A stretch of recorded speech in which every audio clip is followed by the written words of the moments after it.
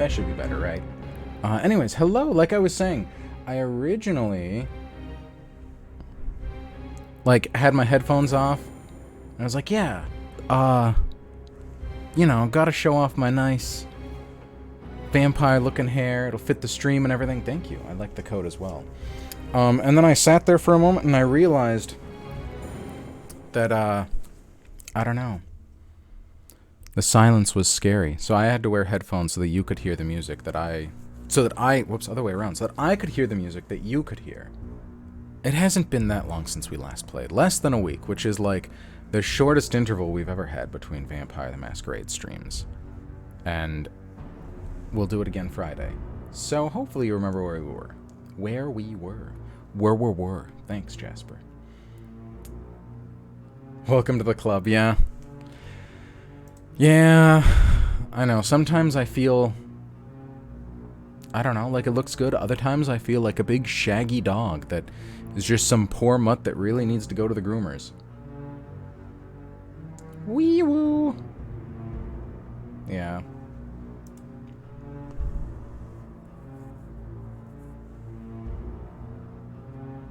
Oh yeah, so we just finished talking. Leto knows what happens to Isla. What happened to Isla? He has to. Look at this. What is going on there? I might tuck some of this back. This is ugh. Ugh.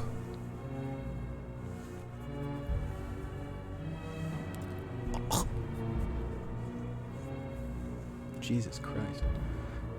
I showered like probably an hour ago at this point, but this shit just stays wet for like 4 hours, especially with how much humidity there is here. I say as I hear it actively raining outside right now. Just needs a little shaping. Yeah.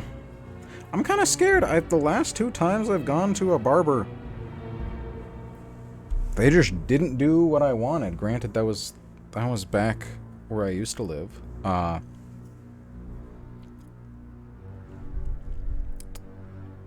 yeah, I said, I kind of want to grow it out, but maybe you could just shape it up and make it look good, and then they cut it pretty fucking short.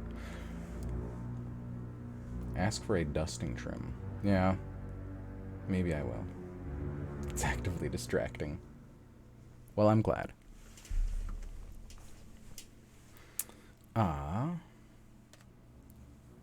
Anyways.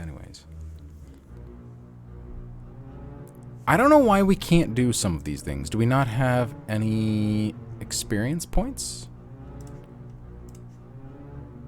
No, we have a lot. We have a lot of experience points. We have a lot of money. So why can't we go to the pawn shop, the books?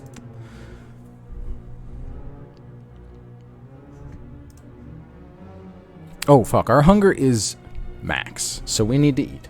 Okay. We'll start there and figure out what we're doing for the rest of the game. Your hair is always wet. Oh, no. Yeah. Not the hand pose again. What is the hand pose? This one? Anyways. Yeah, we need some blood. We need some fucking bloody blood. Soon you're sated. Good. Back down to 1. I mend my wounds, and then we'll get some more blood. Because mending wounds uses the blood. Anyways. Oh, we do need a car. But I don't want to pay a lot of money. No. Oh, that's why we can't go anywhere. We don't have a car. Our truck got fucked. I remember that. Yeah, no wonder we can't fucking travel at all. Yeah. Okay. So how much? I just looked. Let's look again. How much money do we have? 11K. 11K wealth. Yeah, we're fucking fine. We can buy whatever car we want. Let's, where is it? I don't want to pay a lot of money. No, I actually specifically want to pay a lot of money. Let's drop like an 8K down payment or something. The imported autos, yes. Speed maneuverability. Is there something that's like mid-range? The Integra looks pretty good. What even does this car look like? I'm curious. Let's see. 1995 Integra.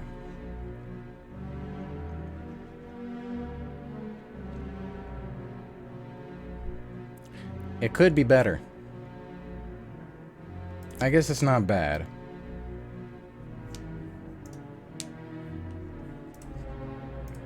This is probably what we're getting. Little two-door, kind of sportsy car.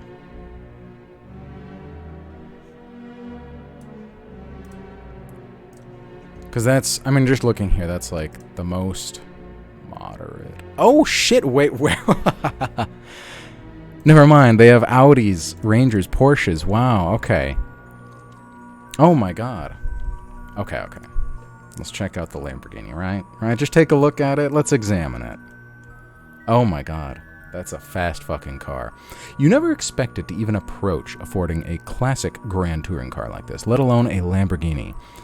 But you turn the screws on Rainer, and it soon becomes clear that this Isilro's title is such a mess that Rainer can't really sell it to enthusiasts. It's been stolen, rebuilt, involved in a Las Vegas robbery, and subsequently lost for over a decade.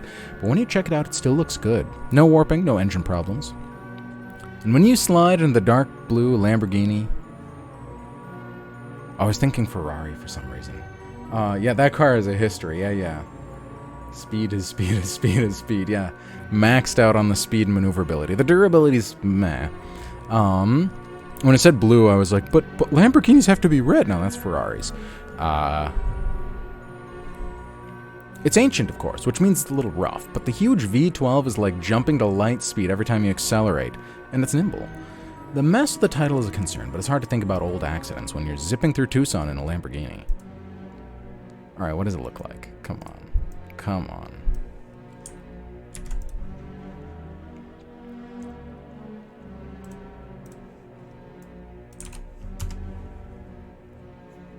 Man, what?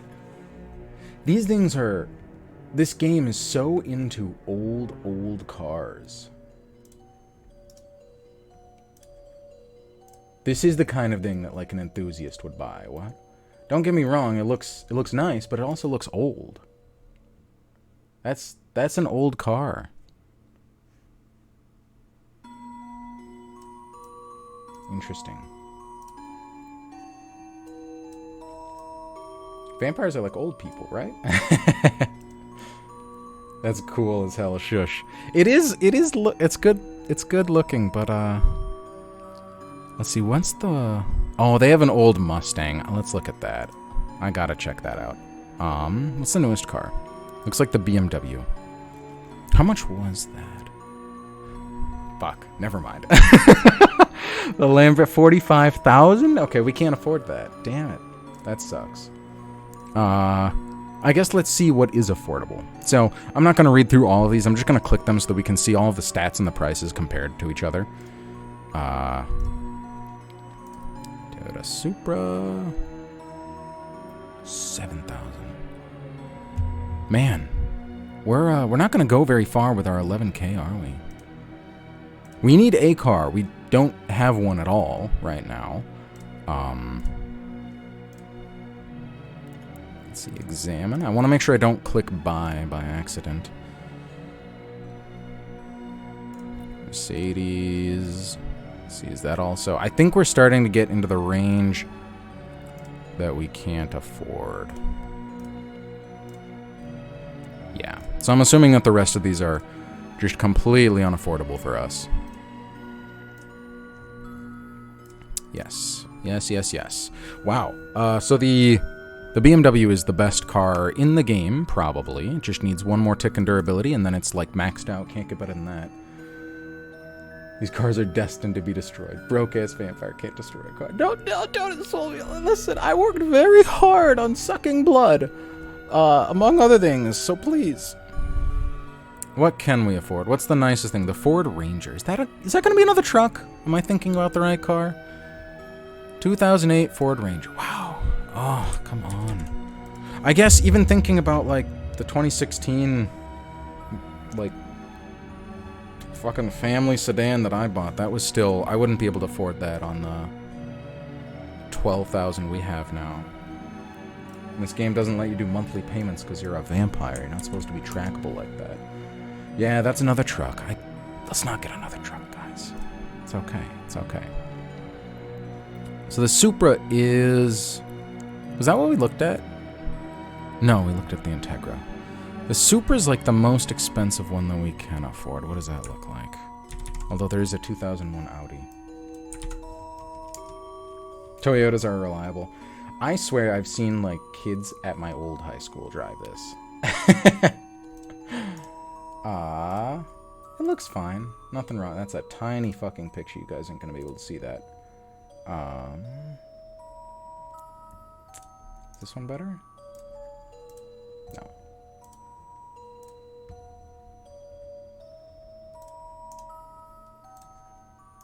Oh my god. What is with all these, like, little tiny PNG ass pictures?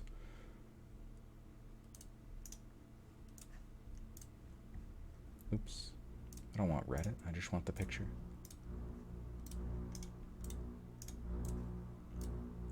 Okay.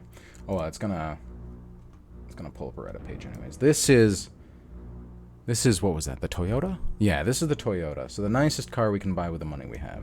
Don't diss trucks. I won't diss trucks. We just had a truck. It was fine. What would Edgemaster drive? Edgemaster would probably drive the Challenger.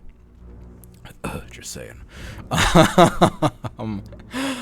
Alright, let's compare it to the Audi. What? So it's a little... Okay. What? The Audi's just arguably better. It has more maneuverability and more durability. It's just a little slower. So the Supra is the speedy one, but the Audi's safer? Question mark. I didn't even read about it, so we don't know. But let me see what one of these looks like. Oh, it's an old Audi before they got up with the times. Looks like a little bullet bubble. What is this thing? So this is the Audi. I'm tempted to go with the Supra after looking at this. Ford cars are good. Alright. Why not? Let's spend some money. Let's get that Supra. Toyota Supra for $7,000. No Ford options. Yeah. No, there's a Mustang. Yeah, there's a Mustang. 1973 Mustang. It's an old Mustang, but I'm sure that looks even better.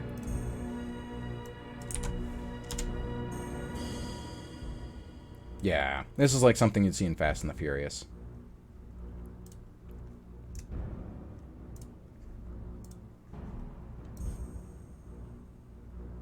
I can't read text on a tiny screen, man. Yeah. So there's this Mustang, which looks pretty good. But we cannot afford that. Not by a lot. Well, it's $5,000. We need a little bit more, but we're gonna get the Toyota Supra for now.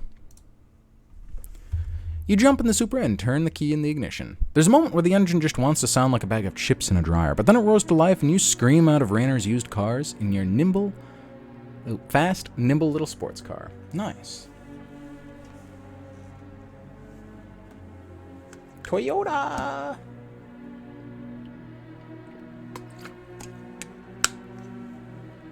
Bag of chips in a dryer. Yeah, I wonder what kind of chips they must mean.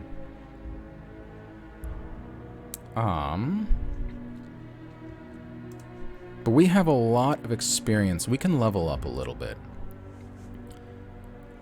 Maybe get one of our main stats maxed out. Another one of them. Maybe get our composure up there. That could be good. Because I know composure is going to go well with leadership. Probably drive and combat as well. So let's see what that would take. Let's go to the Viper. You tune the Supra's radio to hear the news. This is Melpomene Chen, and you're listening to Mel at Midnight. Two quick bits of nerd news, both out of the Santa Fe Institute. First, an archaeologist, Lester Bond, claims that the so-called Desert Stonehenge has been defaced, many of its blocks having simply vanished, though no signs of large vehicles have been found. Second, a research group at the Institute is claiming that they have successfully teleported a hobgoblin hemoglobin molecule Complex quantum teleportation was first achieved earlier this year, but that only involved the quantum state of a photon, not entire molecules. Why a small New Mexico philosophical institute should be involved with both Fortean archaeology and quantum teleportation, I don't know. But one thing is for sure. Those two stories have nothing to do with each other.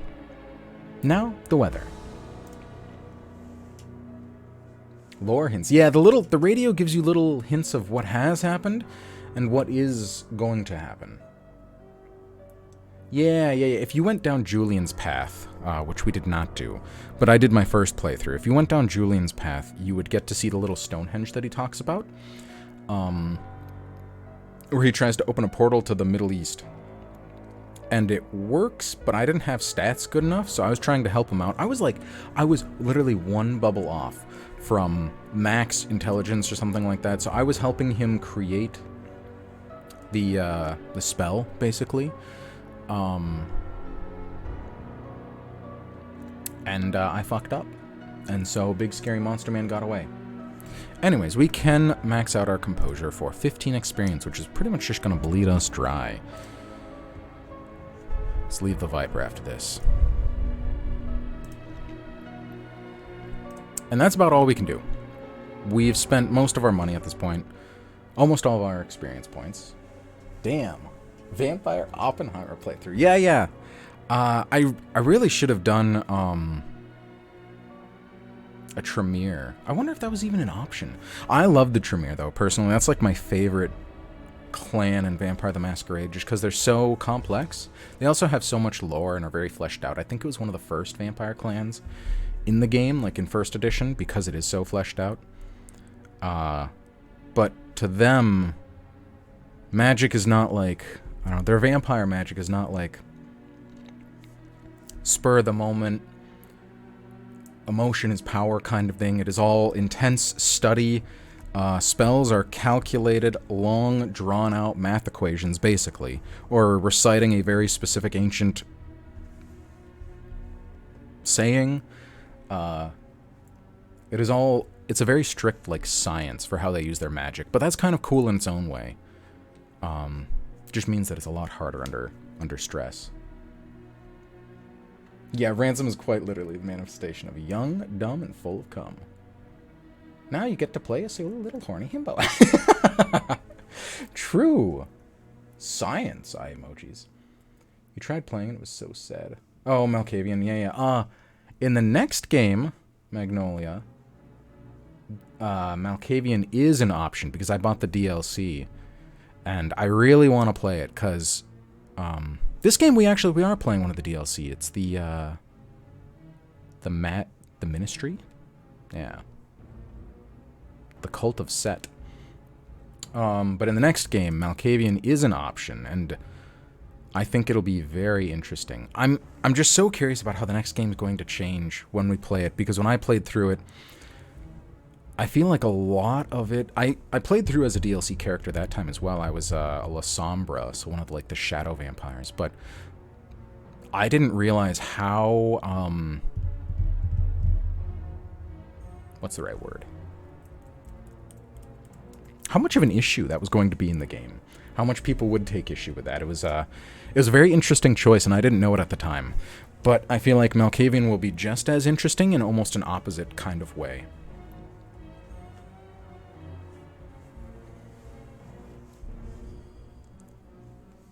I was about to yell, but went to sleep at 6 as well. Fuck!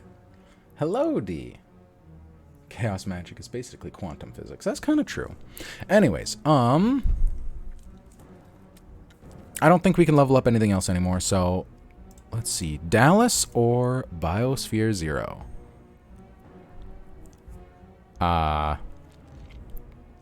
Let's do Dallas first. I think it's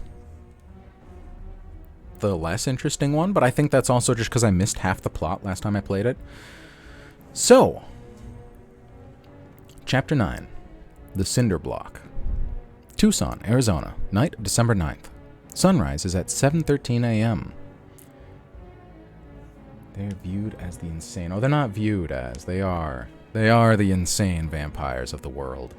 Every vampire has its own power, and the Malkavians' power... Oh, and every vampire has its own, like, special power and its own special curse. And the Malkavians' power and their curse is both that they are insane. You know, vampires always pick childer, based on their own clan. So, like, a Toreador, a pretty vampire, will probably only pick among some of the most pretty humans to take on.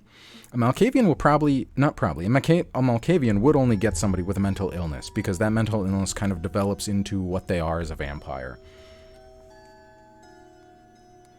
Yeah, so there's Malkavian, there's a phenomenon known as Malkavian time, where Malkavians just happen, like, they're just, like, doing about their own business, going about their own thing, and then just happen to be in the right place at the right time, like, all the time, completely coincidentally. They don't mean to. There used to be, the lore gets complicated there, and by complicated, I mean I read through it once and didn't quite understand it.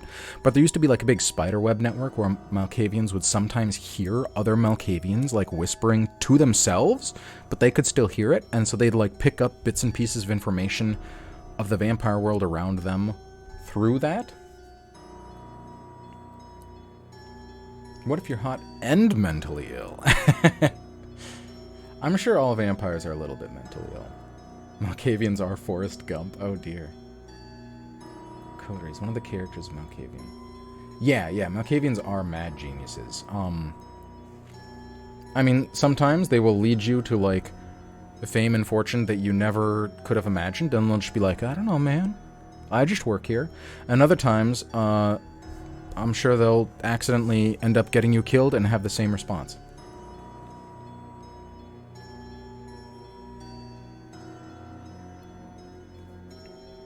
She was super cool. Yeah, the Madness Network. It's very interesting. Anyways, that's the next playthrough. This time we have the Cult of Set, which is just as interesting. I don't know a lot about it. Hundreds of online personas. Yeah, split personality. I don't know. Any kind of mental illness is something that the Malkavians look for before they take on a childer. It always has the R in the end. Anyways, can I get a waffle? Aleister Crowley. Why is that name so familiar? Oh well. I'm getting distracted. You pick up Elena at Covenant, then drive to the Viper. As you drive, you tune the Supra's radio to hear the news. Oh, it's Mel again. This is Melpomene Chen, and you're listening to Mel at Midnight. The sudden death by suicide of conservative Professor Greg Halden has shocked the University of Arizona. Halden emerged into the national spotlight in 2017 after the publication of his book, Naming the Tiger, a work of neo-reactionary philosophy. What a strange word.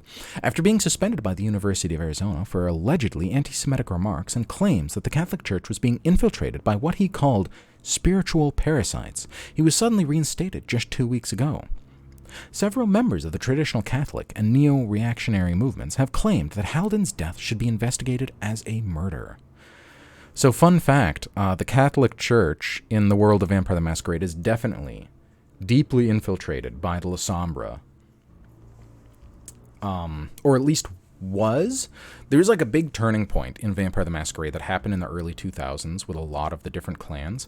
But yeah, like some people have speculated the Pope might be a vampire. At least all of the higher-ups in the Catholic Church were slaves to vampires one way or another. And it was all the La Sombra clan that was like, just had them in a very iron grasp. But then at one point, one of them had like a big meeting. So the La Sombra clan is very... God, what is it? So there's this word that starts with a C. And it's like when there's a lot of disputes about a certain subject. Like conflict, but it's not. Controversial. Thank you. God damn, wow. Anyways, the La Sombra clan in 2020 is very controversial because they used to kind of be a closed-off sect that would only care about their own clan and kind of was separate from the rest of them. I might be getting this wrong if anybody is listening to this or watching this. So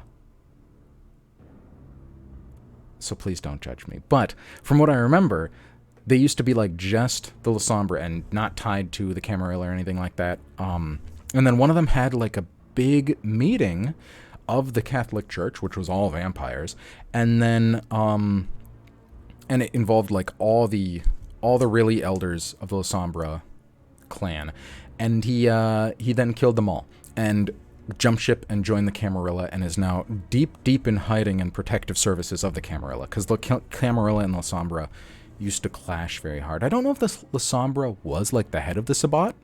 It might have been. I think it was, but I'm not sure.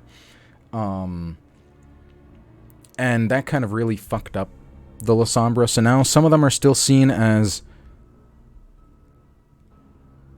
complete outcasts and will be killed by the Camarilla on the spot because they still view them as their main rival vampires.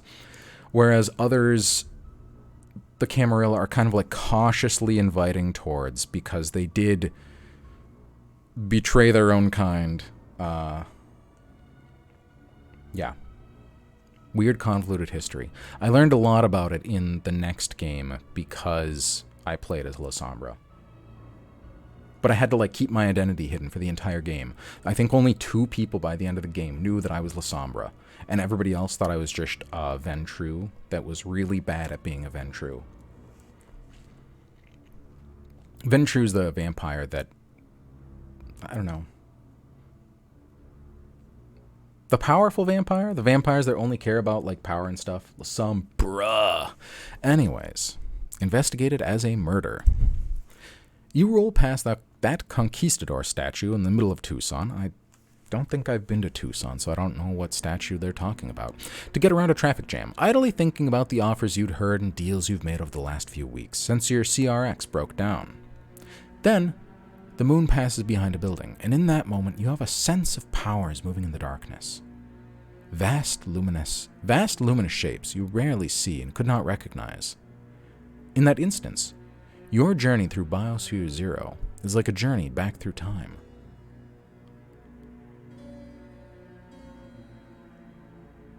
We didn't go to Biosphere Zero. What? Back to the living and dead cells of your body, through evolutionary and cultural history.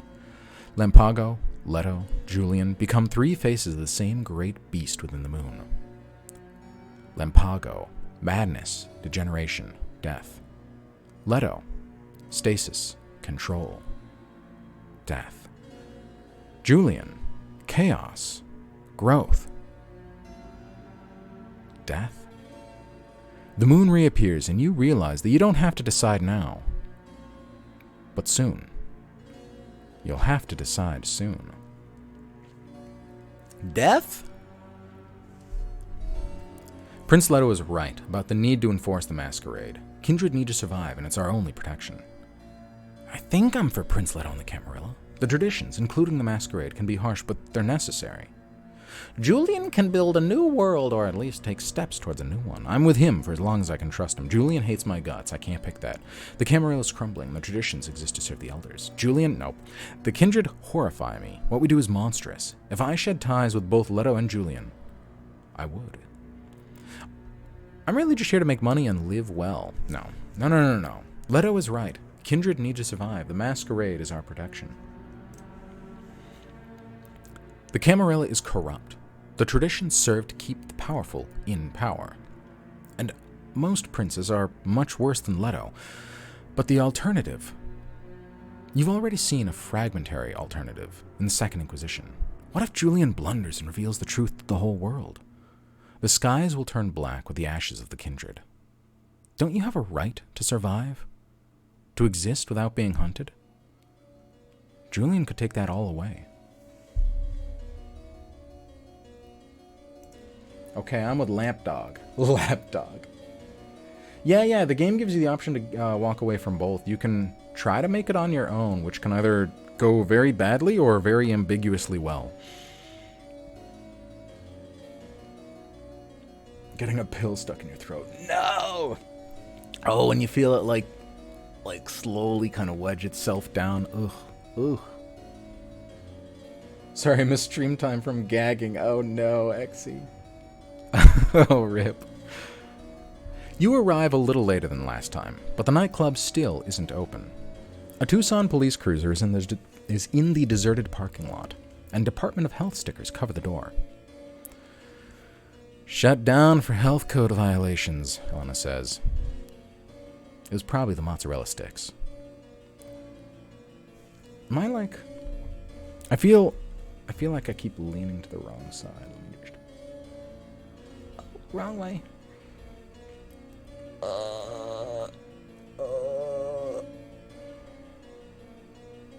Oh, yeah, what am I doing? Usually the microphone... How far out does that go? We're good. There. That's better.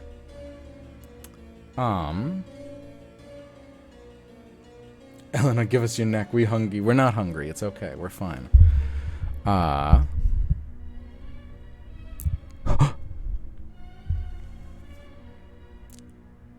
Sucky, sucky. You can only get inside by hiding from the cop car and climbing the fire escape up the mostly empty Elysium. Alexander and Carlos are up there, passing a joint back and forth. Do you see this, Ransom? Carlos says. Al, show them how you hold a roach. Like a degenerate Frenchman. Look at that, disgusting! Carlos takes back the joint. As you can see, Alexander tells you, we have suffered a momentary setback. But you still have work. Continue to remain off the highways and remember not to use phones. Do you have anything for me? You ask. This time you are picking up, not dropping off, a retainer says. His breath is particularly rank this evening. Ghouls always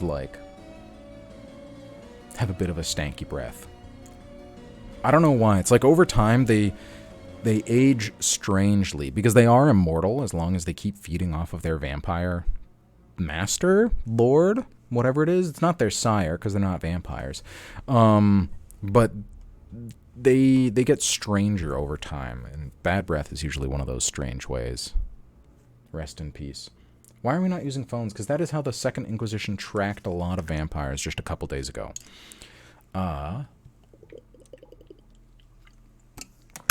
He hands you the address of the Cinder Block, Diespine's jazz club in Dallas, and the key to a one-bedroom apartment a block away from the club. Diespine is awaiting a courier. Tell her Leto sent you, and to give you the information he needs. That easy, you ask? I doubt it, Alexander says. He smiles, showing his little gray teeth. I'd get murked quick. Oh no. Yeah, you little gray teeth. Oh, my hands are so fucking dry. I might need to go put lotion on them. It always happens after the shower. They get all, especially like the calluses from the gym and shit. Moisturize. I will. Just give me a moment. You need to keep away from El Paso, so your best bet is to head north out of Tucson, then risk US 60 past Lubbock, and Abilene. I don't even know what either of those are. I'm assuming they're tiny little cities. After that, it gets easier. Texas is a spiderweb of minor roads, so you can remain flexible if you need to improvise. Oh, yeah, deadlifts never fail to shred my hands. I'm gonna probably go do chest day today,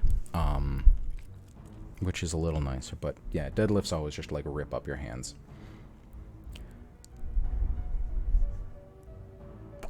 You don't want to approach Dallas from Fort Worth, too much police coverage, but that still leaves you with a lot of options. You ask yourself the same question as last time. Where can you find shelter during the day? You did fine last time, but who knows what awaits you on the road east. Look at that, composure plus leadership. We just maxed it out. Come on, Elena. Come on, come on. Come on. Composure plus leadership. That is what that was, right? Yeah, come on. You are my ghoul. You owe me something. You need my blood to survive. Maybe act like it for once. What else do we have? It's better to have its resistance, resolve plus survival now. Protean, yeah, but that'll eat up our hunger. Streetwise, don't have that. Manipulation, subterfuge, we probably could get away with that. Presence, charisma, persuasion, that's what we did last time. That's probably fine again. I kind of want to just see what Elena will do, though. I send Eleanor and Dotson to secure her place. I'll have to look like a calm and composed leader to get her to go into danger first. You feel like you have a better grip with chalk. Oh. Bear? Interesting. Chest, back, and buys. Ooh. It is, chest and tries for me. Building a peach is not for the weak. Fingerless gloves are your favorite. Really? I don't know. I don't mind it so much. It's just some days are worse than others, especially if you pick at them. Hopefully Elena comes in clutch. Yeah, right? We picked her as our ghoul for a reason. Let's hope she comes through. You head back to Covenant Pawn Shop while explaining the plan. Elena will drive ahead in a Dotson and scout out a safe place to stay. After checking some maps, you agree to meet in a place called Roswell. Oh, gee. Yeah, just some place called Roswell. Sounds dull, but they have plenty of motels. What do you mean it sounds dull? Little tiny alien town. The drive east is boring, full of winding country roads and Texas roadside kitsch. I don't think I know what that means. Never punch bear. I've never done the punching bag. The drive east is boring, full of winding country roads and Texas... Oh, yes, I just read that. But... Are we... We're in Arizona, huh? How are we in Texas? If we're getting to New Mexico. Arizona's right next to New Mexico. And then Texas is next to that. I'm a little confused at this navigation. Oh well. You're waiting on the side of the road behind a faded sign, just starting to get nervous when you see the headlights of Elena's Dotson. Your retainer rolls down the window. She's wearing glittery silver alien antenna. This place is great, Ransom. You're gonna love it. You're worried that Elena has set you up at some kind of novelty UFO motel, the exact sort of place the SI would monitor. Sensing your worried expression, Elena shakes her head. I actually know someone out here, Elena says. Or, at least my brother did. Follow me. You follow the Dotson to a martial arts club. There's a room in the back, a shower, and no windows. Perfect. You crash out for the day while Elena stands guard. That worked out. Novelty motels are fun AF. I don't know if I've ever stayed in one.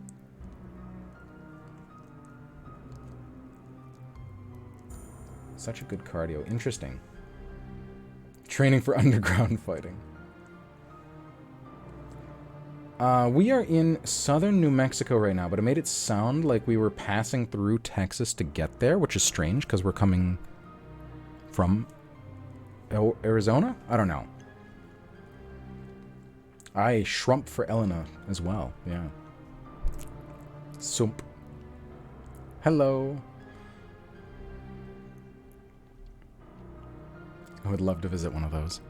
As you get back to the road heading east, you see, you once again scan your rearview mirrors for signs of pursuit. But it looks like you're clear. You head for Dallas. That worked out fine. Thank you, Elena. That actually... Don't want to say that's the first useful thing you've done, but I can't remember what the last one was. Some part of you was expecting a sci-fi apocalypse when you hit Dallas. Roadblocks, burnt-out cars, black and empty skyscrapers. But everything you see is eerily normal. The wide-open highway full of white trucks, tree-lined upscale avenues, and trash-strewn industrial boulevards looks unchanged since your last visit. You approach from the north, crossing under the President George Bush Turnpike and then scanning for a tail. Nothing. You only know Diespine by reputation as a socialite and ghoul shaper, but you doubt the aesthete? The what?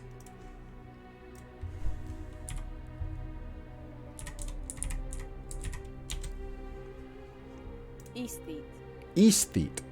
Someone who is appreciative of and sensitive to art and beauty, like aesthetic, but... Aesthete. Aesthete. Weird name. Weird word.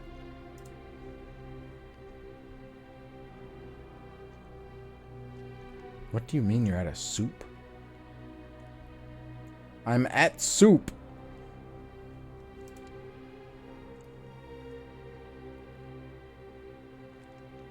If you see me running, I'm being chased. Oh no. I can't believe you looked up the actual pronunciation. I don't think I'd seen that word before. I must have, because I've played this game before, but that's, it's not a common word. Aesthete. Oh well. But you doubt the aesthete will hand over her information for free. And it's not like Leto sent you with a suitcase full of cash. That would be too much of a risk with a Camarilla as vulnerable as it is right now. You might be there for a few nights, just wheeling and dealing, like good old Govlon from Dark Souls 2. Once you're sure you're not being followed, you head to your one-bedroom apartment.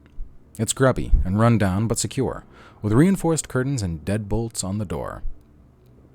Elena's Datsun is parked outside, and she's already gone food shopping and set up portable cameras aimed at the door and window.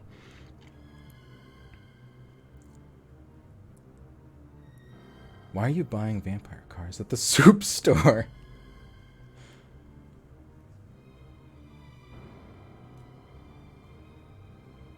Now look what you did. Oh dear. Dallas isn't a walking city. I've never been to Dallas.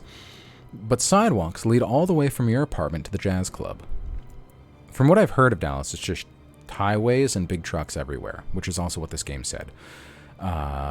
You get an early start and check out the crowd. The line isn't long, but the people outside look sharp. Still, you're confident you can get in. You're considering whether to move now or later when you spot the bouncer. You've seen him before. Where? Camp Scheffler. He worked for Nolay. But then you saw him again. With the Second Inquisition. He attacked the convoy during the evacuation alongside Army intelligence troops. The Cinderblock's head bouncer works for the Second Inquisition. Oh boy, that's not good. You cross the street before he notices you. How are you going to get in without him noticing you and calling in a strike team? And you need to know who at the Cinderblock is compromised and in what ways before you can even think about approaching Diespine. A cursory investigation of the jazz club's exterior turns up a few avenues of investigation you might pursue. If you're in the mood for some old-fashioned sleuthing, the club doesn't guard its trash very well. With enough patience, you could dig through that. You could also try talking to people. Petty criminals hang around the Cinderblock just like at the Viper, and if you don't act like the fool, you can learn things for a modest fee. Or you could just drift as close as you can to the line outside and listen, though you'll have to play it cool to not draw attention. You gotta kill him. All of the US was just highways and huge trucks. It is gradually becoming that. And if you want to get dangerous, you could try testing the Cinderblock security system. Not to get in, just to see how they react. You'd have to be clever, though, to avoid getting caught.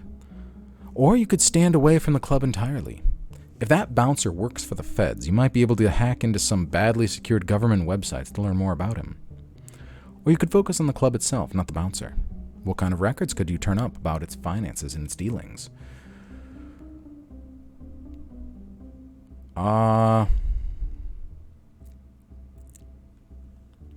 None of these are our strong suit. I think we have to use our presence. I think we have to. Composure and awareness. Maybe. What is our awareness? It's 2. That might not be bad. Our composure is maxed out. We made sure to do that before we came here. Our technology is actually not as shit as I thought either. What do we have here? Presence, intelligence? No, I know that's bad. Intelligence, composure, awareness. Okay. So maybe we could do this, and then I think we'll get a second chance to be able to use our presence as well. Let's start here. We'll play it cool, wander around the Cinderblock, and just listen in. Why not? Yeah, there's a lot of options. Well-dressed people standing in line outside a club are mostly idiots, but then there's a chance that someone might say something useful. You and Elena circulate through the crowds. It's a long, boring night, spent trying to avoid the attention of security, and there's no one eureka moment. But you slowly gather information. People don't know about the Inquisition, but they do know that the jazz club's shadowy owner is in trouble. And you start to hear names. Victor Koval, Edouard Chambay. That's our sire. I'm just going to call him Edward, because that's what I said at the very beginning of the game. Edward. Alette Blythe Sanderson. Aliette Blythe Sanderson? You know Victor the Ukrainian. He's Elena's wholesaler. And it seems that your sire is active as far east as Dallas. You don't know Aliette, though. You spend the rest of the night seeing how the four of them, D'Espin, Victor, Edward, and Aliette, work together to control legitimate gray market and outright criminal trade in Arizona and Texas. All of this information should prove useful when you enter the cinder block and speak to D'Espin. I think we have to use our presence. Yeah, Victor is our sire. He kind of abandoned us. The very beginning of the game explained it, which was a long time ago, but I vaguely remember. We had some little, underground gothic vampire cult that literally worshipped us, because we were the cult of Set. And, I don't know, we built a little temple and everything, but then the Second Inquisition caught on, because entire underground temples don't really go unnoticed. Back in the 80s, I want to say, and he just up and fucking dipped, and our life has been poor and shambly ever since, until we met Daddy Leto. Yeah, so we don't have a great relationship with our sire. But it's been 40 years since we last seen him. Who knows, things might have changed since then. But this is really the only thing that we're going to be able to do. The rest of these stats are going to be shit for us. So let's rush that blood through our veins and get some presents. My hands are really bugging me. I'll be right back. He went for cigs and never came back. Yeah, right.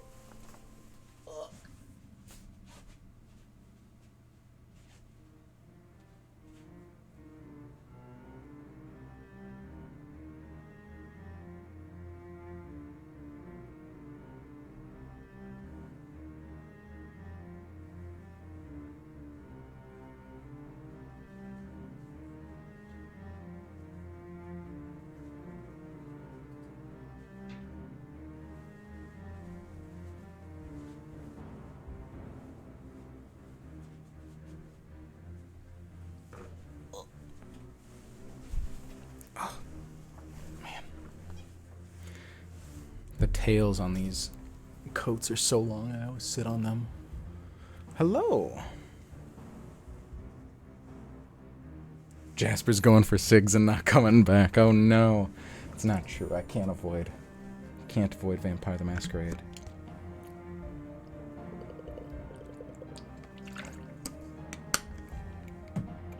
I should have to talk about vampires and Crab Rangoon. That would do it. Alright, yes, let's boost our blood. See what happens.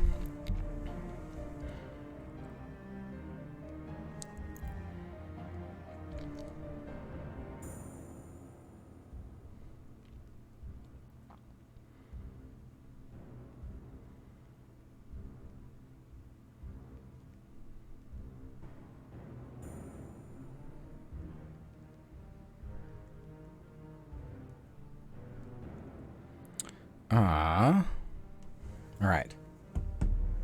Curse of Strahd. Yeah. Okay. The dirtbags and creeps outside the Cinderblock are a little better dressed than the ones outside the Viper, but just as convincing and dangerous. But Elena is even more dangerous. She serves as the silent threat while you act friendly and a little naive, like an out-of-towner trying to figure out who's holding. You spread some cash around and ask questions about the security at the club. You make it clear you're not looking to rob or start selling. Once your new friends believe you're here to settle a personal matter, they relax. and they're eager to talk because they hate Louis. Louis? Louis? Louis? We'll call him Louis. It's gotta be Louis, right? Anyways, that's the name of the former second. Oh, that's the name of the Second Inquisition bouncer. Louis Belfon. And don't much like other people working there either. For a handful of 20s, you get names and descriptions of the 5 people working security at the cinder block. That's enough information to run a few internet searches. Those searches tell you about their military service, criminal history, anything you might need to know if you end up tangling with them. That only makes Elena more attractive, yeah. Let's see. Intelligence. We just don't have intelligence, right? I think we have 0. One fucking dot. I'm not even gonna touch those. We'll end up like, I don't know, just back on the hub if we try to Google anything. Dex plus clandestine. I think those are bad as well. 2 and 0. Yeah. Great. I don't think there's anything else we can do here. Oh, what happened here? I only used my powers once. Why are we up to 2? Did traveling just make me hungry? Alright, I need to feed. Let's do this. The hubbub. The wink wonk. You don't want to hunt anywhere near the cinder block, since that might draw attention, but that still leaves the entire Dallas-Fort Worth metropolitan area. Now, I have been in... Okay, yeah. I've been in the airport. That's it, though. Nonetheless, this won't be easy. The Second Inquisition just finished their rampage, and even though the city looks normal, there's an edge to it. Like it might explode again at the slightest provocation. So you better not provoke. Provoke. Thanks, Jasper. That was very serious until I said provoke. You better not provoke anybody. The higher-end clubs have a bad energy, like they're being watched. So if you do want to hit the scene, you're going to end up somewhere dangerous. Somewhere street smarts and staying cool are going to be more important than charm or dance moves. That sucks because we don't have any street smarts and we have all the charm. Bars and cafes seem relatively safe if you're looking to fuck your dinner. And there are plenty of pretty boys out tonight, totally unaware that a major battle just tore through their city. A bit of charm, a bit of deception, and you should be able to get what you want. Just kicking someone's ass and taking their blood is possible everywhere you go, but you don't really want to make noise. There are still plainclothed Second Inquisition affiliated FBI agents, and probably worse, patrolling the city. You'd have to be clever to spot a vulnerable target and manage a silent, stealthy takedown. That line, yeah, if you're looking to fuck your dinner... That's what I love about Vampire the Masquerade. I don't know. It realizes that vampires, being dark and mysterious creatures, live in a dark and non-normal world, and it kind of like fully embraces that. The handbooks and manual and everything talk a lot about... I don't know, I guess the sex side of the vampire world, being a vampire you can't actually bone, but it goes in the mechanics of like, yeah, we realize vampires are sexy, so here's how you can seduce your prey. We expect you will do it. And it talks about, I don't know, the less pretty sides of that as well. It's not trying to keep up some safe for work, sad curtain.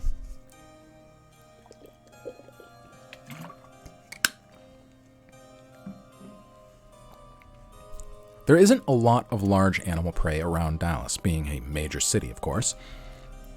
But the bad parts of town have plenty of rats. We're gonna fuck our dinner, but let's keep going. It's an unglamorous way to spend the night, but quick hands would let you drink your fill of the vermin before dawn. Finally, with Dallas in chaos and the prince destroyed or missing, you're not sure where to begin looking for blood. You don't want to risk a break-in with SI everywhere, but you might be able to investigate who still has connections and gain access that way. No, come on. Charisma, subterfuge, I think we're maxed in both of those, right? Charisma, definitely. Subterfuge, yes. Subterfuge is lying, I'm pretty sure. right? Yeah, it's gotta be. So let's do it. Let's, as the game said, let's fuck our dinner.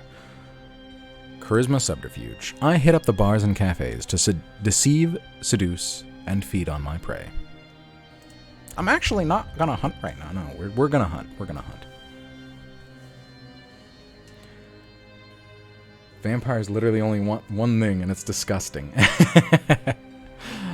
Half the nightclubs in Dallas are nothing but wrestling pits and slot machines. Ugh.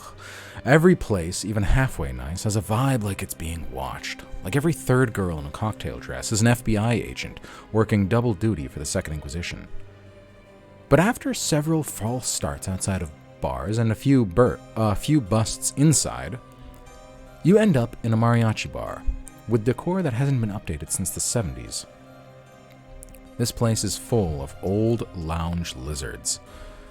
You're about to leave this caravan of red velour and faded polyester when you notice how good-looking the staff is. You stick around. The music is pretty good, honestly. And one of the bartenders looks great. Clean-shaven, close-cropped, jet black hair, eyes that flash as he charms the old ladies ordering their cocktails. The bar isn't too crowded, so you slide up, make eye contact, and order something you won't drink.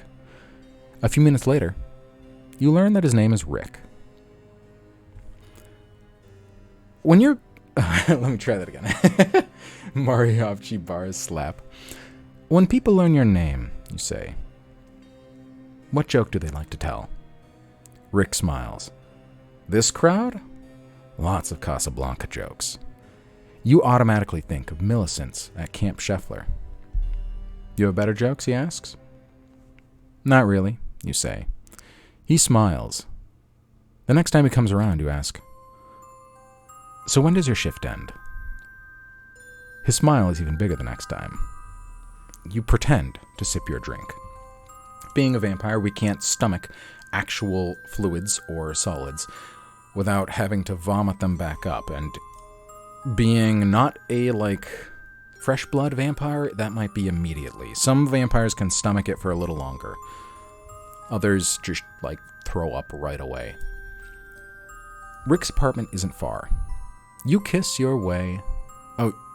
whoops, Jesus, let me try that again. Rick's apartment isn't far. You kiss on the way every chance you get, then haul him up the stairs to the third floor walk-up. You really try to make it at least all the way to bed this time. Instead, you end up sprawled on the floor in front of the door, desperately stripping out of your clothes as your lover does the same. You kick the door shut and make sure it locks as Rick kisses your neck. The sex is desperate and electric. If you were still alive, it would have been spectacular. But in the end, you're only here for one thing. You pull your lover close on top of you and slide your fangs into his neck. He gasps, then collapses gently on top of you as you drink your fill. You pull away and lick the wound shut, then spend a few minutes just lounging there, the weight and heat of your prey a comfort as he sleeps. Then you slip out from beneath him, retrieve your clothes, and take off. Anyway, you still need to get into the cinder block without drawing every hunter in Texas down on you and DSPing. It's very amusing. I am convinced I went hunting when I came to Texas in my first playthrough. I don't know if I did anything different. I ended up in the mariachi bar and seduced a waiter there as well, but I guess this game has decided that my vampire is just a gay man, and that is fine with me. But last time I did this, it was definitely some woman instead, and it was a very different scene. It didn't go as smoothly. It was kind of... Maybe it depends on how good your stats are. So maybe lesser different stats equals a different partner. But yeah, mine was some woman that we ended up in the shower, and she was awake the entire time that I started feeding on her. And in the end, she was dead. That was not good. So I'm glad that little Rick had the time of his life. Little Rick. Rick had the time of his life and is just sleeping soundly. We didn't even kill him. That's awesome. Look at that. Hunger still at 1. Good.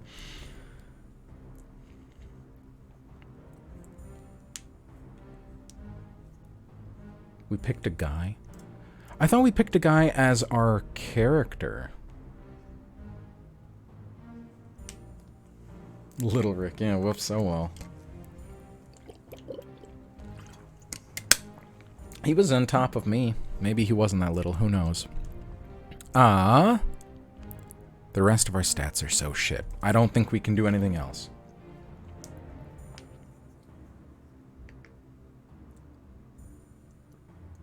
Did we pick our sexual preferences? I don't remember that if we did. I know you do in the next one. Don't remember that with this one. Yeah. All right. Fuck it. We're approaching the cinder block. Let's see how this goes. Oh, you just picked what your gender was. Yeah. Yeah, I know that. I remember that. You bide your time until Lewis goes inside, and the new guy at the door is someone who's never looked your way before. You're able to slip inside without a problem. Elena follows a few minutes later, so it doesn't look like you guys know each other. The Cinder Block is a jazz club, and from the posters outside, most nights that means hip-hop or Afro-Caribbean dance music, but tonight it's real 20th century jazz. A quartet is jamming on stage while their singer, resplendent in her red sequin dress, drinks and flirts with a few old and important-looking men. Yeah, we did pick a preference. I think we picked the seduction preference for how we feed. One victim. Oh, maybe we did. Yeah, that's a good point. You spot Victor, the Ukrainian, at a midnight blue table negotiating with your sire, Edward. He doesn't glance your way. You get just close enough to overhear a few words without them noticing you. More than my people can use now, Edward says.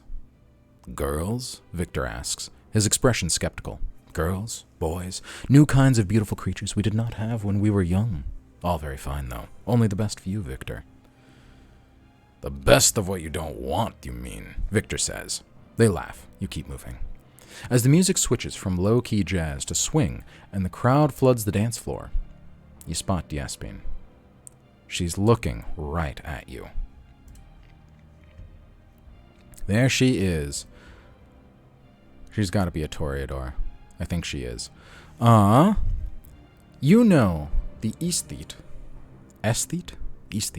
only by reputation and description. She's barely survived the fall of Tucson's last prince and fled here to rebuild. Most kindred grow thinner and become more steel and corpse-like as they age, but Diespine is big and energetic with a huge red smile and hypnotic eyes. Curls of black hair cascade down her broad back, swirling as she tilts her head to study you. She's always in motion, like a fledgling, her dark face artfully touched with cosmetics. She looks away and whispers to a slim and beautiful man seated beside her. He stands up, moving with impossible elegance. You've heard the aesthete conducts surgery on our ghouls to improve them. The ghoul moves. So, you? That has to be a typo. The ghoul moves to you. Oh, whoops, no it's not. I'm just reading it wrong. The ghoul moves, so you, Diespine, and he form an equilateral triangle. You look for Lewis and don't see him. Is it time? Oh, it's time to approach Diespine, but how? Yeah, she is very pretty. I love all the artwork in this game. We'll have to go through it at the end of the game. I always love the little fangs they sneak into, right? Like, those aren't freakishly big, but they're big enough to make you give them a second glance. Like, oh, damn, what do you do? Time to show this degenerate that I'm not some flunky. I don't know if I would call a Toreador a flunky and degenerate. Those are good stats, but no, we don't have any intimidation. Whoops. Yeah, aggression might be dangerous, or it might be rewarded, or it might be dangerous. Can I use my unnatural lure here? The power of the blood is forbidden at the rooftop of Elysium and the Viper. Let's not try it. I just act charming and friendly while I approach Diespine and start persuading her to help. I'm not here looking to piss anyone off. It's probably the best one. Or charisma plus leadership. No, Elena, no. I got this, Elena. You already did good today. I think those stats are maxed out for us. Charisma, Persuasion, I think those both are maxed out. Yes, and where is it? There it is. Let's do it. All right. I am very queer right now.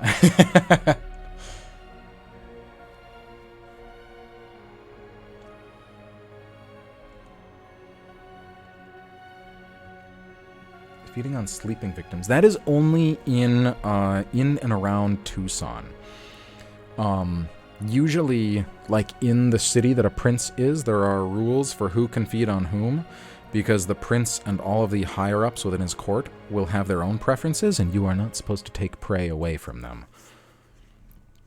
But we are not in Tucson anymore. We're in a different feeding ground, so we don't know what the rules are here. Stepping up the plate.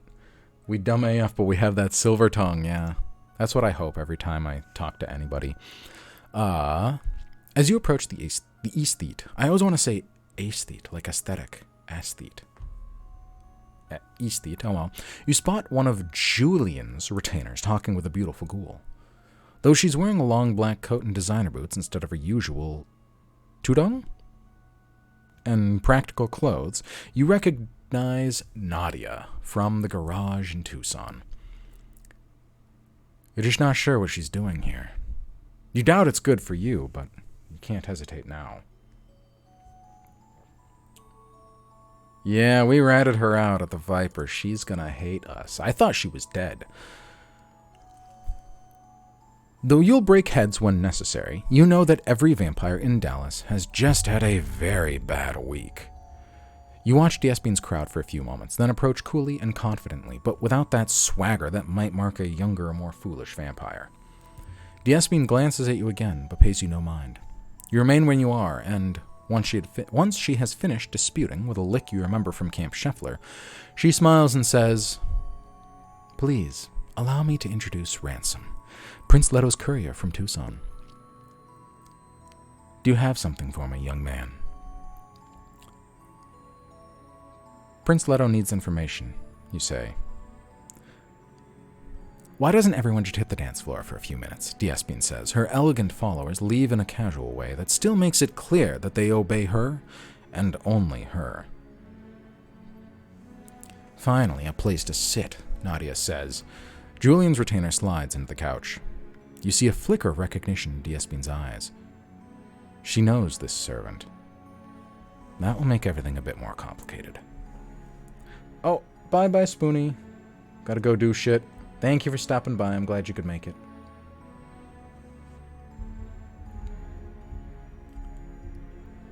I hear Tucson is a mess, D'Espin says. What do you expect? Nadia says. Leto thought the future of information lay with a Setite with a fast car. Don't you speak out of turn, girl, D'Espin says. Nadia falls silent. The aesthete studies the crowd as the jazz music picks up, then says, We're all in trouble nowadays, Ransom, so tell me, what can you offer D'Espin in exchange for the information Leto wants? An opening gambit to let D'Espin feel out your loyalties. You consider what to say.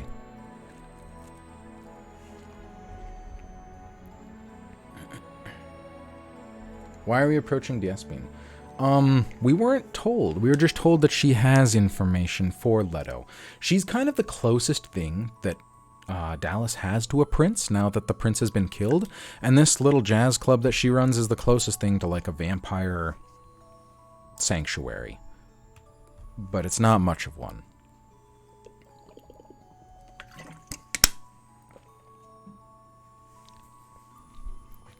Yeah, so that's actually one of the options, is what is the information I'm supposed to be picking up in general. I don't know if we should ask that. You're a businesswoman, D'Espin. I'm also in business. Let's find a deal that benefits both of us. What do you need? I kind of like that one. Every vampire is a grasping thief, it seems, but I can work with that. I have many skills. The question is, what do you need done?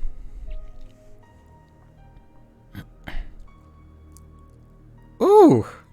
I can't let D'Espin work with Julian. I glance towards Nadia in the way the ghoul won't notice and say, I'm willing to get rid of any third-party problems you have. Permanently, if necessary. Ooh, I kind of like that one. That's a bit of a yikes. Ooh, I know. That fourth option. I might go with that.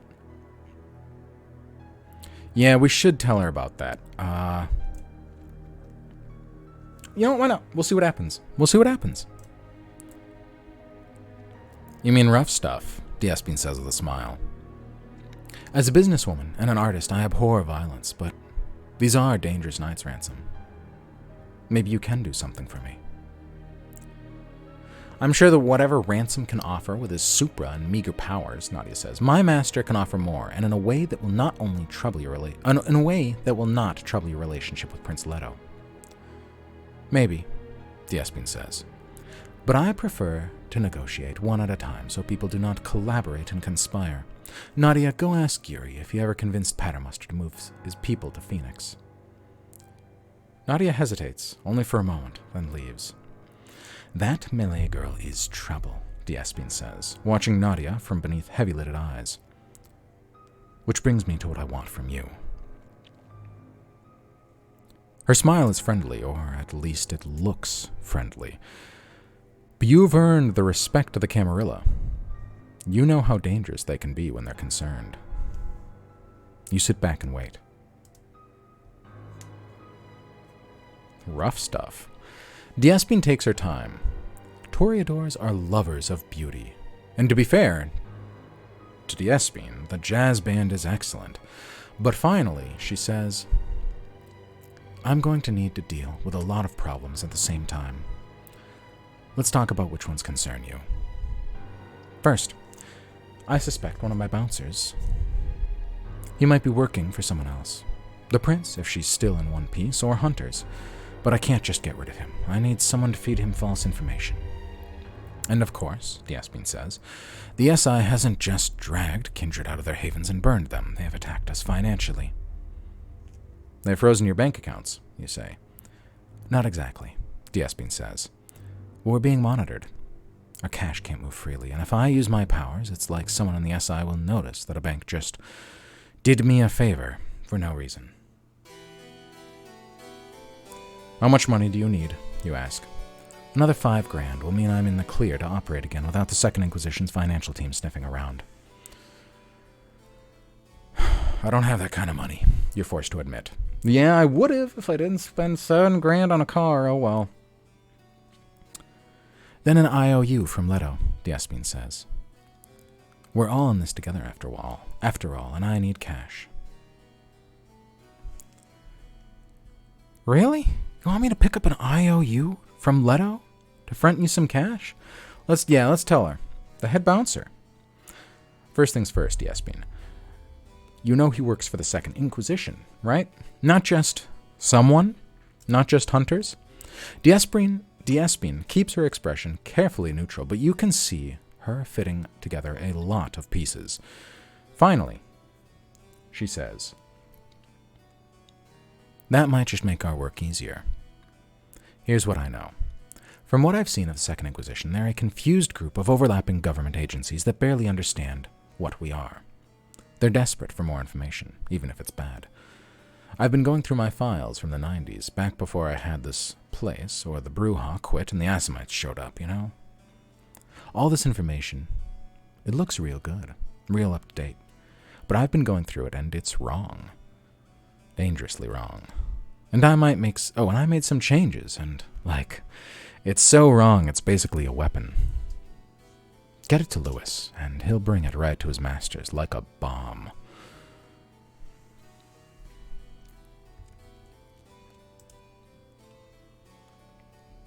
I'll get that false information to your bouncer. That'll keep the Camarilla safe, why not? She's cunning. Yeah. Why not? I'm not going to insult her. That first one feels a little almost rude towards her. I'm kind of hesitant there. I had my suspicions about Lewis, Diespine says, from the disorganized desk of her modest office. But the SI. She glances at Millicent. The bartender nods in confirmation. Is Millicent... is she here? Did I miss that? That was some old woman at Camp Scheffler. Millie, get Yuri in the other Russian. That woman who worked for the GRU. Let them know we're going to need someone killed. I thought Ransom was going to... And if he can't, Diespine says, the Russians will deal with him. So be a dear and tell them to get ready. When Millicent leaves, Diespine hands you a thick manila envelope full of dangerously outdated information. You skim through it. Now irrelevant kindred power brokers, long destroyed princes, political contracts that the Camarilla abandoned years ago. Everything dated to look like it's recent. Trying to exploit any of this information will get a hunter killed. Russians aren't real. I know, I can't remember who said that, but that was a very funny line. I wonder why the Russians are like... In this game, at least, the Russians are always the old Bruja that kind of believe in the traditional vampire ways. It's interesting that they like specifically chose Russia for that. Maybe it's just because of how big Russia is and how much unpopulated territory there is, that a lot of vampires live in those frigid places and have not kept up with the modern vampire world. Wasn't Baba Yaga one of the older vampires? Actually, probably, yeah. Knowing this game, they like taking a lot of lore like that. Ruskies, where? Ruskies, Raggy? I don't care how you get this to Lewis, she says, but get it to him in a way that lets him believe it's valuable. Stepping back into the jazz club late that night with your parcel, you consider what to do. You can't just hand Lewis the parcel. You need to lure him in.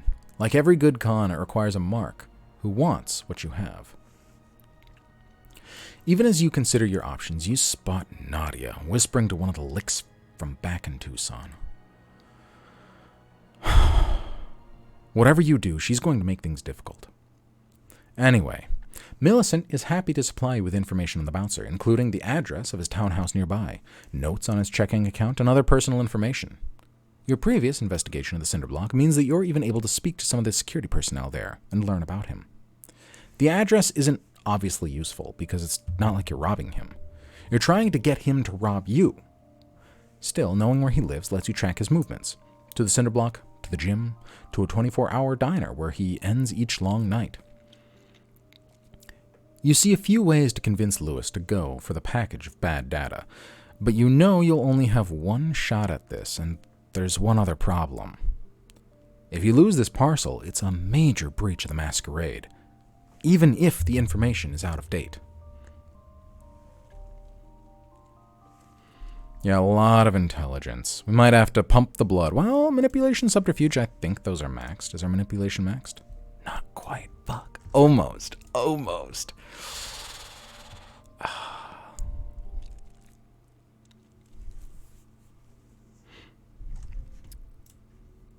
Our hunger's one. We could pump the blood. We could pump the blood up a little bit. I kind of want to try this one, though. I create a false identity and pretend to be a fellow hunter to trick Lewis into accepting this valuable information. It's so close. Pump! Pumpy pump. Manipulation's almost maxed out. Subterfuge is maxed out. Oh, let's try it.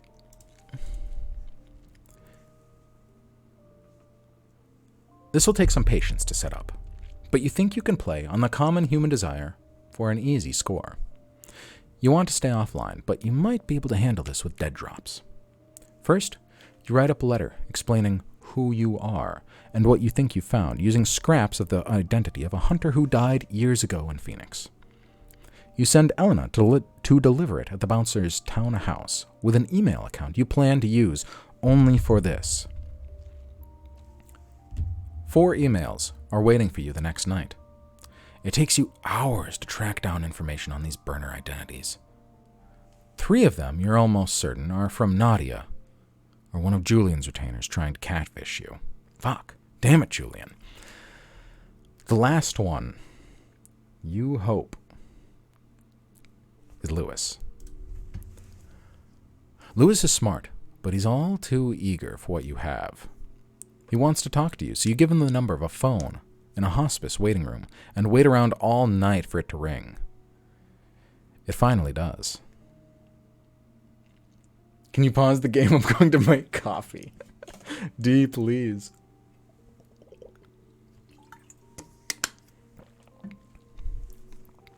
It's me, he says. I need to move this information tonight, you say. Millicent is starting to suspect me. You've been to the cinder block, Lewis says. I haven't seen you. Yes, you have, you say. You can pick up this information after you've had breakfast. It'll be in the duct of the men's room. Look, we can work together. I belong to an organization that... You hang up. Because you know you have him. You drive to the 24-hour diner where he gets breakfast and leave the parcel in the vent of the men's bathroom. I'm only on one shot of espresso. Oh, man. You know, I'd never done, like, just a shot of espresso, like nothing else added, until probably, like, 2 weeks ago at some little cafe. It was a little more rough than I was expecting. Maybe I just, like, add a little too much milky milk to my coffee each morning. Or multiple coffees, but, it's bitter, yeah. I didn't dislike it, but it was just more bitter than I was expecting. I've been spoiled on lattes. It's terrible. I need to get a latte machine anyway. Hard copies, of course, Diespine says from around the corner as she unlocks a metal safe in her modest and cluttered office. She hands you a sublime briefcase with everything Leto asked for. What about Lewis, you ask. Diespine flashes a huge and monstrous red smile. Gone. Vanished with all that bad data. He'll be feeding that poison to the Second Inquisition for months. You're better than most couriers I've dealt with, I have to say. You settle a little more comfortably into the plush chair, pleased with your work.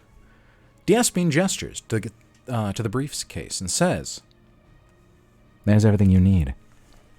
She also hands you the registration information for a motel outside El Paso, so you have a place to stay on your way back. How pleasant!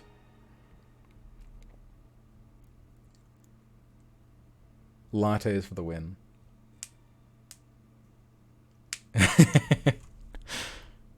You're being silenced, are you? By Discord?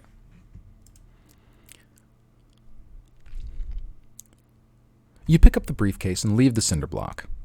After one last day spent resting in the Dallas apartment, you call Elena, and she helps you. Did we, like, get hunger or anything for any of that? No, we didn't. Wow. What an easy... See, I feel like this whole side quest needs a little more something, right? Diespine is an interesting character, but we have, like, one interaction in this city, and then we leave. Might do a Norwegian... Put vodka. Oh, man. A lot of people I know always call that an Irish coffee. Or no, it's not vodka. What do they put in? Baileys or something into their coffee, which actually isn't bad. Vodka. Oh. Yo, or whiskey. Irish coffee is shilky. Shilky schmooth? Or whiskey, as it's spelled. Oh, I see. Okay. I struggle with vodka. That was like one of the first things I ever drank, and I just drank too much of it that even the smell now. Oh. No, please, I can't type. I'm sorry, D. It's okay. You can't type. I can't speak. Together, people would think we're illiterate. Anyways, after one last day spent resting in the Dallas apartment, you call Elena, and she helps you pack the apartment and sweep it for any signs of your presence. Your retainer takes off in her Datsun, and you leave by a separate route an hour later, using the side streets to avoid pursuit. You're back on the highway in less than an hour. Your nerves are rattled the whole drive home. See, that was so fast. We did like nothing there. No slutty coffee milk for me? It's like rubbing alcohol. Yeah, it is. You feel eyes on you, and once you hear helicopters overhead. Both nights you spot cars following you for miles and miles. Once you spot that IROC Z you spotted a few weeks ago. Or maybe just some other Camaro. You can't be sure. But no one makes a move. You take side streets into Tucson, top off your gas tank just in case, but no one comes for you. You roll into the Viper parking lot. That was so short. The Viper is still shut down. Graffiti covers one wall. When your headlights slice through a nearby alley, shining eyes reflect the light. Then, whoever was hiding there scatters, fleeing deeper into the city. When you step out of your Supra, broken glass crunches underfoot. Riga is watching you from a lamppost. She calls softly.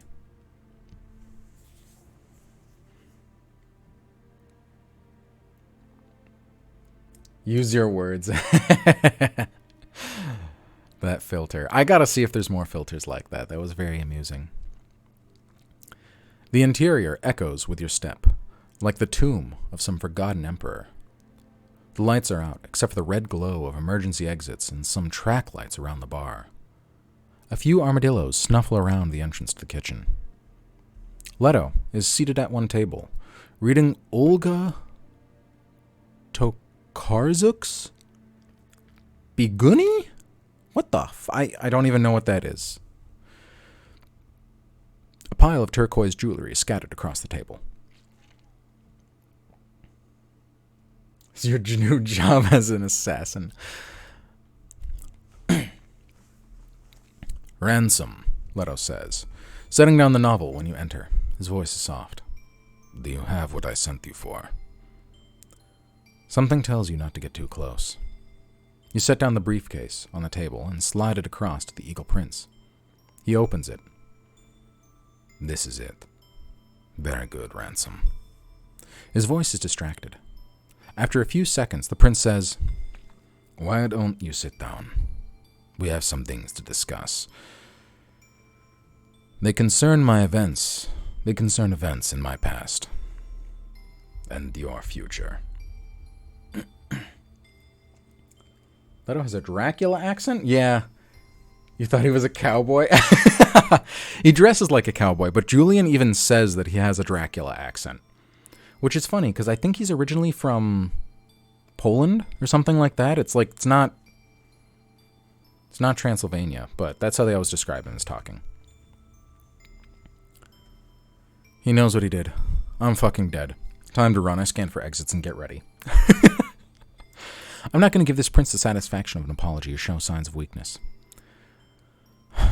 What do you want, Leto? It's not like I don't regret what I did. Maybe this is the only way forward. What do you want to know, Prince Leto? Maybe that one. Why not?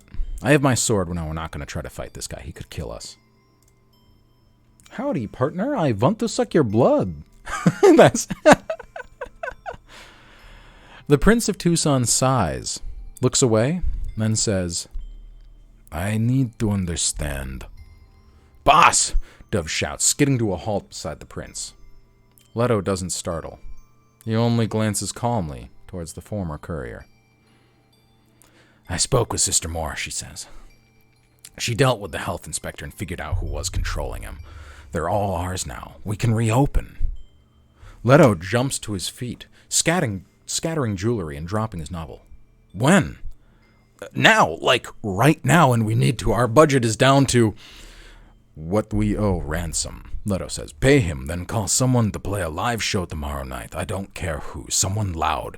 No cover charge for the rest of the week. We'll make it back in drink sales. And Leto is off to make plans. Momentary fears temporarily overriding whatever very final conversation you expect he had planned to have with you. A few minutes later, one of the retainers hands you a wad of cash. By that time, the Viper is already filling up again. Another job done, you suppose. When you return to your estate and park the Supra. Where to tonight? I miss Space Boys. Don't worry.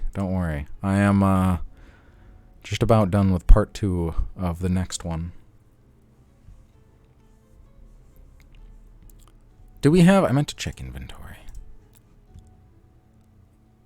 XP? Oh, that gave us a lot of XP. Good shit. Might as well try to crank up some more stats to their final. Manipulation, yeah, we could use that on max. Maybe athletics as well. Ooh, or some of these. Awareness? Why not? Could always use more awareness. Awareness, manipulation, athletics. One of those three. Let's try to get this one up. I feel like these ones cost more, so they probably mean more. Manipulation. That would be from the Viper. With the Viper closed, I look for another nightclub where I can hone my social abilities. Yeah, I guess so. The Snapdragon. What? Kindred lurk here, including Edward. But Prince Leto's reach extends even here, and they do not feed openly. What? Can I not talk to my former sire? Oh well, whatever. Manipulation, let's max that out. Good. Now let's leave.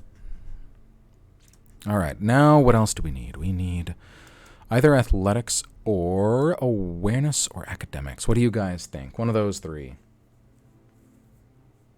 Why are you cock blocking or fang blocking? On a scale of...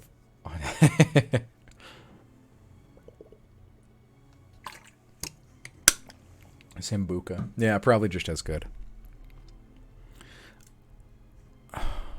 I don't know what we'll need. I think awareness is probably pretty good. I might go for that. I don't know where we train that. I can't remember where we did train that. Yeah, it has been coming up a lot. Your lack of an answer scares me. Good. It wasn't at the Snapdragon, right?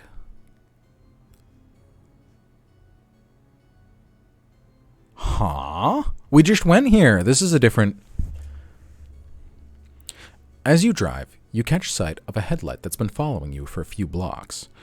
It's that Yamaha motorcycle again. Trouble or coincidence? You shake the Ventrue with a slightly aggressive merge, but then you get a bad feeling, like you're being herded. It's time to get a little unpredictable. You stop suddenly at an O'Reilly Auto Parts, nearest the garage where you first stayed in Tucson. You don't actually need anything, but you're just here to check. But you like to check these places out. Make sure they're not secretly controlled by some mobster or vampire. Your job requires a lot of vibe checks. How is the vibe in this place? Creepy? Jittery? You need to know. You also need to know who's following you. You park your Supra. You park so your Supra is reflected in the big glass window. When you walk in, there's nothing weird. Clean aisles, normal levels of security. A Native American guy with a rockabilly look behind the counter. You chat with him for 5 minutes about a Jalopnik article? I don't know. That word sounds familiar, but I don't know what that is. He seems fine. You can use this place. While you talk, you watch the parking lot through the big windows, but your tail doesn't reappear. Lots of motorcycles in Tucson. Is that even the same Yamaha? You get back into your car, feeling confident, and roll back into traffic. When you're stopped at the next light, all the way over in the right-hand lane, waiting to turn, you hear a phone ringing. This feels like the Matrix, what? There's a payphone on the exterior wall of a taco place. That phone is just ringing and ringing. No, absolutely not. I keep driving. Oh, bye, Magnolia. Bye-bye. Thank you for stopping by. Hello, Feathery Slithers.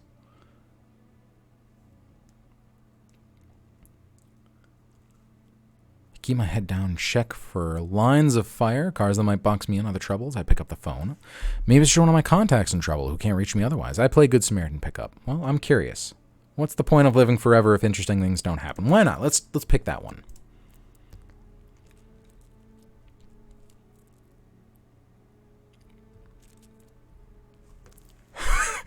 Interesting. You don't see anything weird, and sometimes serendipity works in your favor. I didn't get this. I don't remember this ever happening. This has got to be like DLC or something. Usually it gets you shot or stranded, but sometimes... Shrugging, you turn on your hazards, hop out of your Supra, and stay low as you slide round the rear bumper. You don't see any trouble. When the light turns green, the man in the GMC truck behind you backs up and goes around, helpfully giving you the finger, to express his dissatisfaction with your behavior. You pick up the phone. "We found Brian," a woman's voice says. The woman says nothing more, obviously expecting a response.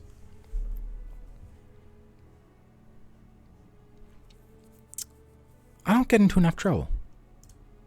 Let's get mixed up in whatever this is. Why not? Why not? You heck, what did I do?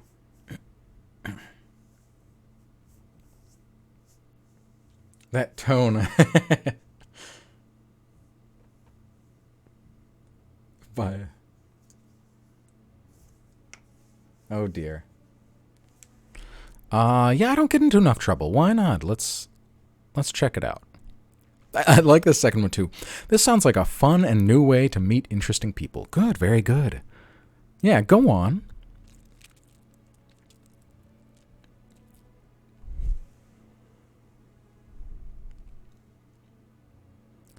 Wait a minute, the voice on the other end of the line says. Who the hell is this?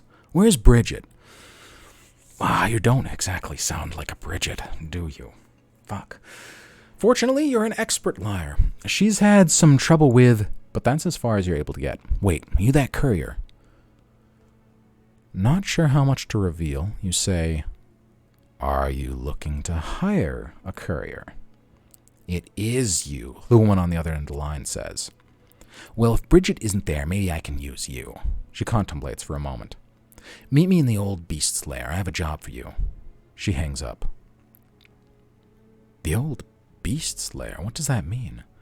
Just as you hang up and turn back to your car, a mint green Chrysler the size of a small eastern seaboard states parks behind your Supra. The windows roll down. The Ventrue you encountered in your quest for Harry the Gila monster, Jimenez, regards you with quiet fury. She runs a bone-white hand through her short-cropped red hair. You took the call, the redhead says icily. The call that was intended for me, so I could learn where they were. Only because you wanted to follow him around instead of doing what I told you, Bridget. Oh, whoops. Wrong voice. That wasn't me saying this. Only because you wanted to follow him around instead of doing what I told you, Bridget. That's Dove behind the steering wheel. Oakley's and an Arizona... What? Oakley's and an Arizona Coyote's ball cap hide most of her face, but she smiles at you, then flicks her eyes towards Bridget with an expression that says you're about to get yelled at. Is this Camarilla business? Is this something I can help with? Why not? Why not?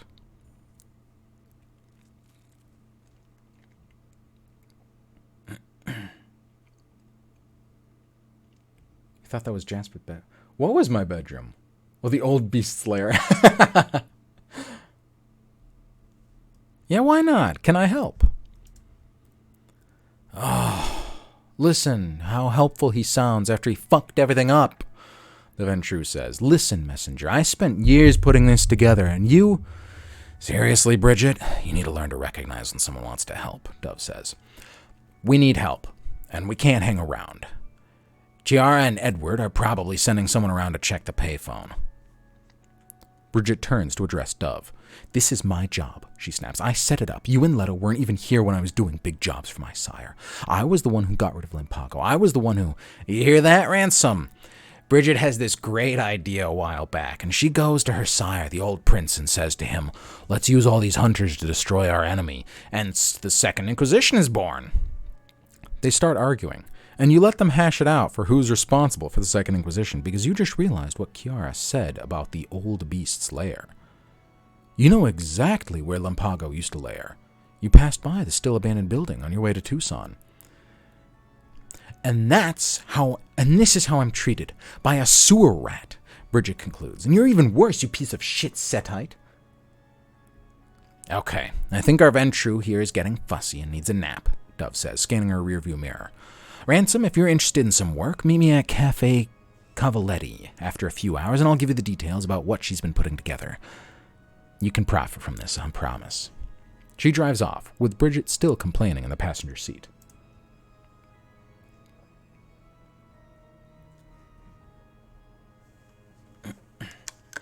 What happens?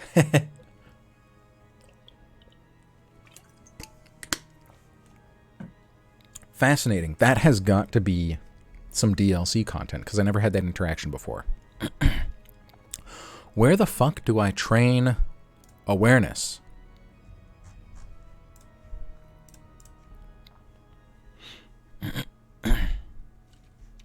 Why not? Let's do this little side quest. I didn't see this happen.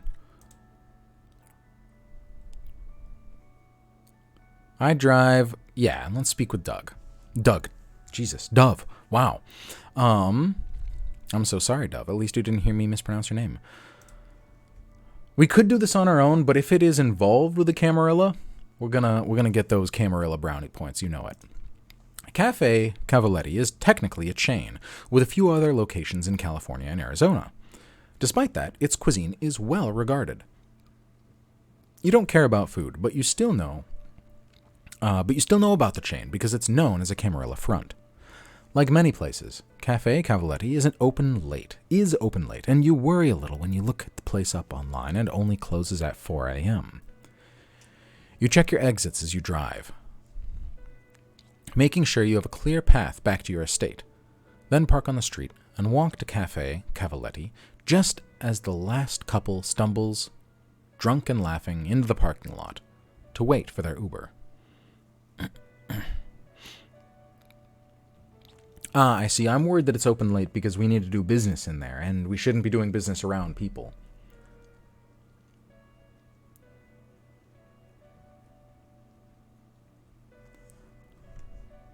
Part of your brain screams easy prey, but you're here for a job, and you do have 2 hunger. You head back around and spot Dove's Chrysler parked beside an old Ford Bronco. The back door opens up. "Don't just stand there admiring my paint job," Dove says. She's wearing beat-up leather jacket and a white t-shirt like a 50s greaser. "Get inside. We have a job to discuss." Millicent stands behind her. "How'd you get all the way out here, Millicent? You travel around a lot." Barely visible in the Nosferatu's shadow. She's still rocking her Little House on the Prairie outfit. You follow the 2 women up a flight of cement steps to a dingy office with a bare light bulb and a sticky linoleum floor. It's the sort of place where you'd tie a guy to a chair in a movie and threaten to break his knees with a bat. "What do you know about the family reunion, Ransom?" Dove asks you, peering through the Venetian blinds so that she can keep an eye on her car. You think for a second, and only come up with vague rumors. A bunch of the not-quite clans got together and decided to call themselves Clan Hecata. There were stories of diablerie, ancient treaties, old grudges getting settled, but you were too busy on the road to pay attention. A bunch of independent clans scrambling to survive. That's why I want to get in good with the Ivory Tower. I don't want to end up like those losers. It involves some kind of peace treaty, right? I remember a courier job from a few years back, something called a harbinger, about ending a vendetta. Apparently it worked. Good for them. Didn't a bunch of necromancers get together and devour an elder? Horrible stuff, as I know from personal experience. Dingy is one of your favorite words. Let's go with that last one, because I think that's true. "You heard that rumor too, huh?" Dove says. "They say the old necromantic bloodlines got sick of being yanked around by the Giovanni elders and convinced the younger Giovanni to devour the founder of the clan. They rechristened themselves the Hecata, the Clan of Death." Every edition, the clans in Vampire the Masquerade change, at least a little bit. So before there was this clan Giovanni, but yeah, they gobbled up Giovanni, or maybe at least just the elders of it, and now Clan Hecata, a clan of necromancer vampires, exists. "Let's pay no mind to the historical details," Millicent says. You hear activity downstairs as Clan Cavaletti packs up for the night. Millicent moves into the hallway to watch the steps and lights a cigarette, but she keeps an eye on you and Dove. Is she a ghoul? Can vampires smoke? I thought she was a vampire. What matters is an organized clan of death is bad for the Camarilla. And if they form an alliance with the Ministry, that could become a serious problem. You tense, wondering what this has to do with your clan. Don't worry, Dove says. We don't blame you for your sire's actions. Heckin' Atta. Vampires sure are smoking if they can't smoke. That's not the term. Shady? I feel like Smokey's close to shady. Did the music stop?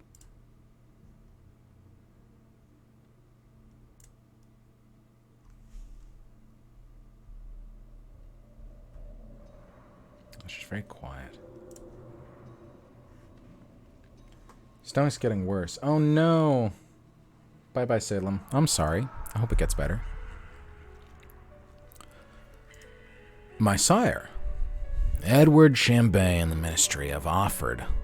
Oh, this is Millicent again. Edward Chambay and the Ministry have offered a Hecata named Chiara.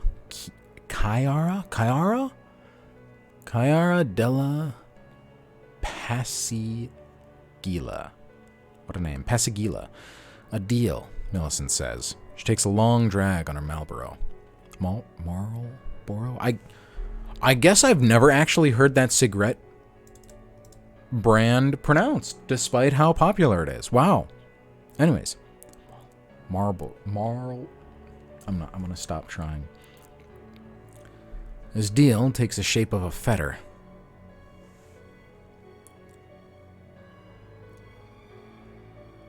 Marlboro. That's what I thought too. I know, the R is throwing me off. Marlboro. Oh well, whatever. It takes you a moment to remember the term. A fetter anchors a ghost to the physical world.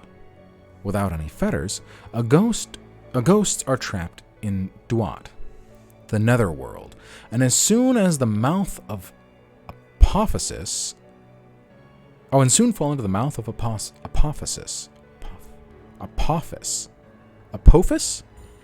and are destroyed. Weird things. This is definitely DLC content. I don't know anything about this.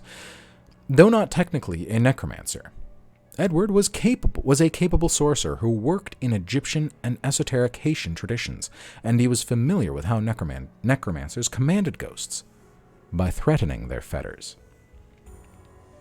Isn't it Marlboro? I don't know. Like I said, I don't think I've actually seen it or heard it pronounced, even though it's everywhere. Has the same energy that says Anubis is the god of death. Yeah. Edward has promised... Oh, this is back to Dove. Edward has promised Chiara della Passigila the fetter of a powerful ghost in exchange for Hecata Ministry Alliance, Dove says. We do not want a Hecata Ministry Alliance. And just to make it clear, Ansem, Millicent adds, neither do you. Prince Leto is gracious to a fault, but he will not tolerate the presence of a minister if your whole clan starts organizing against him with a Hecata.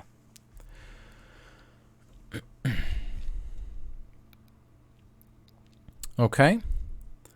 Alright, I keep my tone carefully neutral. You still haven't told me exactly what you want me to do. I can't help but be suspicious. I don't think I am worried about Dove.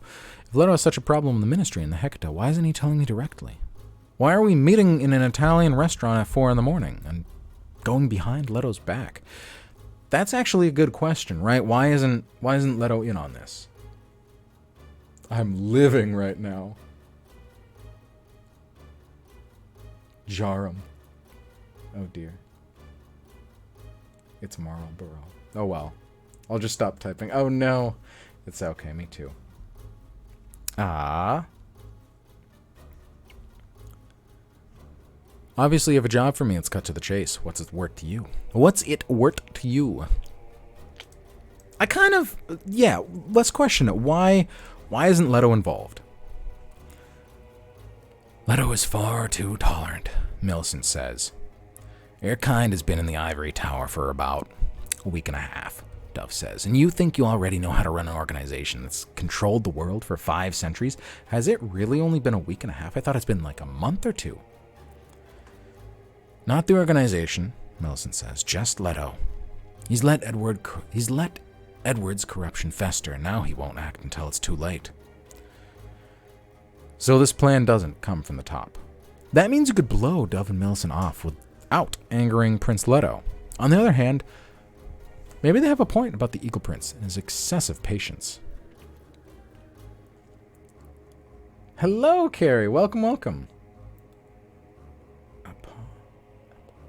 I don't know why I want to keep saying apophysis, but apophis. Apophis is another word for Apep, the great serpent that the Egyptians believed would swallow up and undo all of creation.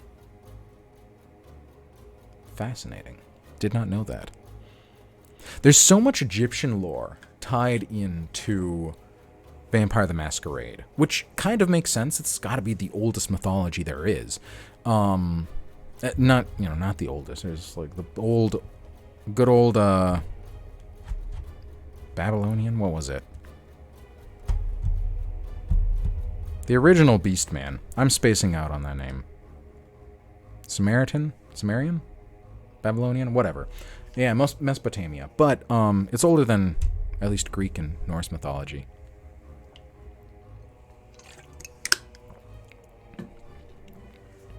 All we need from you, Dove says, is to attend a fancy auction and make sure Chiara della Pasagina doesn't get that fetter. Pasagila doesn't get that fetter. The fetter in question is a silver statuette of an Indian, Millicent says. Please join the rest of us in the current century, Millicent says, crossing the room to rifle through papers on a metal desk pushed up against the wall, or at least back half the last one. A Native American, a Hopi ancestor of the wraith in question, Millicent says. It's being auctioned off at a private event hosted by the Blythe Sandersons, who have been running auctions up in the hills north of Tucson for years, but the ministry has fixed things, so the artifact will go to them, and they will transfer it to Chiara. I keep saying her name differently every fucking time. I gotta stop reading it. Sumerian is right. Okay, sweet. You had a cult of Set. Well, that's what the ministry is. The ministry is a cult of Set. So that's what we are in this game. Once she has the fetter, she'll be able to force the Wraith to answer certain vitally important questions about the family reunion. But why she wants it isn't important, Dove says. The real threat is allowing the Ministry and the Hecata to work together on a scheme like this. If they succeed, they might start working together permanently in Arizona, and that is bad for us. So I just bid, you ask. Bridget was supposed to learn what Chiara was, Dove says, and then work the inside, but she decided to tail you instead, and she blew it. We can't use her now, so we want you to attend the gala and drive up the bid to at least $50,000. Oh, why can't you use Bridget? I actually feel a little bad for taking her job. If you're willing to offer me a loan, If you're willing to offer me a loan, I'm willing to keep the fetter. Maybe I can use it. It's certainly more interesting than a stack of cash. Why not? Why not use the fetter? Sounds interesting. We're not actually going to buy it, fool, Millicent says with a little laugh. We're just here to drive the price up. Once the price crosses $50,000, the Blythe Sandersons transfer the item to a secure facility and then employ off-duty police officers to protect against theft. Off-duty police officers like Carlos, Dove says, my retainer. But you don't need to worry about that part. All you need to do is drive the price up and then we'll take it over from there. The Blythe Sandersons are waiting for a final go-ahead to begin the auction, so when you're ready, call this number and tell her that the Lomeo auction is ready to proceed. Lomeo, you say. Got it. Millicent stabs her cigarette out, then hands you 2 cards, one for the Blythe Sanderson auction house, and another for a local tailor. Is my suit not good enough? What's a fetter? I mean, the actual word just means like a binding of some sort, like a chain, I don't know, a rope, being fettered to something. In In this case, a fetter is a kind of, it sounds like a spiritual binding, something that is tethering or fettering a ghost to the physical world and allowing it not to pass on normally, so it kind of keeps it around.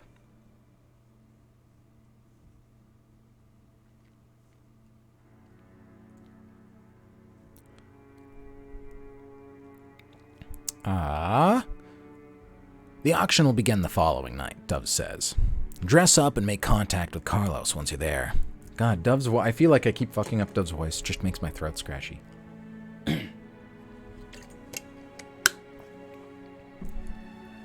Millicent doesn't appear to have much of a sense of humor. Oh, whoops. I skipped a line. Should we tell him we actually expect to reward him? Millicent asks. I thought he would do it because it looks good on a resume, Dove says with a little chuckle. Millicent doesn't appear to have much of a sense of humor, so Dove finally turns back to you and says, We're not asking you to do this for the good of the Camarilla. If you're looking for a cash payment, how does $8,000 sound? If you succeed, Millicent adds, we're also willing to talk you up to Prince Leto. This can earn you considerable prestige. That's why Bridget was so furious, Dove says. She thought tracking down Edward and Kiara would see her return to a position of importance in Tucson. If you want, we can make sure that Ventru, whom we don't much care for, are driven even further out to the periphery of Leto's court, potentially allowing you to take their place. I'm also willing to share the secrets of my blood, Millicent says, which would allow you to even lock the secrets of Oblivion. Oh, interesting. So Millicent is a La Sombra. Someone that speaks with the shadow demons. However, I need to return to Dallas immediately after this conversation. You'll have to look me up from there. Disciplines available. Celerity, Dominate, Oblivion, and Potence. When I played Parliament of Knives, I went full out on Oblivion. It gets very interesting. A scratchy throat. Did John come visit me? Getting late, Dove observes, peering through the blinds again. Oh, not her watch, the blinds. Make the call when you're ready, Ransom. We'll be waiting. That's your cue to take off. No doubt, the two older vampires have more business to discuss. You head back down the cement steps to your Supra. Dove watches you go from the window as you roll past the Bronco and Chrysler, and out of the Cafe Cavaletti parking lot, turning over the possibilities in your mind. Where to tonight? Let's suck some blood.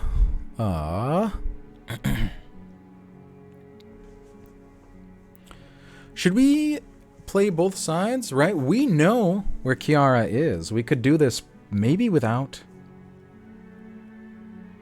We don't have $50,000.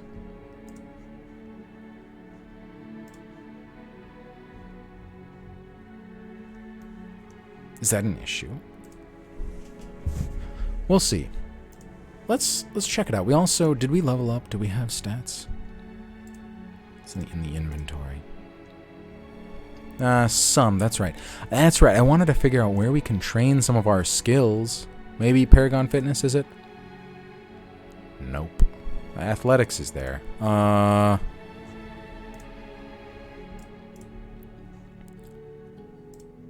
The bookstore? Awareness. All right, there we go. Let's max that out really quick. Oh, and if it's so cheap, we could bring our academics maxed as well. Let's just max a couple things. We have experience points to spend. Let's do technology too. There we go. We have a couple maxed things now. That's good. Almost all, despite being dumb as rocks, we're actually like good with the stuff that surrounds it. It's interesting. We need blood and money. Being a vampire is tough. I have not played Out for Blood, no. Let's check what is in Lampago's lair and speak with this woman whose name I can never pronounce. The last time you saw Lampago's former lair was on your first night back in Tucson. It was after midnight, and you limped, exhausted, past the black shadow of a ruined building. But tonight, you've gotten underway so early that the sky is still pale when you roll up to the address. Whatever dark aura you felt that night on your way to the Viper's rooftop, Elysium, is gone now. Yeah, we have a reasonable academic store. We're good with technology. It's like we just... I don't know. We're lucky, I guess. We're skilled, but dumb. It's like some friend you have that can write really good research papers, but doesn't actually understand the words they're putting on paper. Yeah, and manipulation, right. Am I bumping a fucking...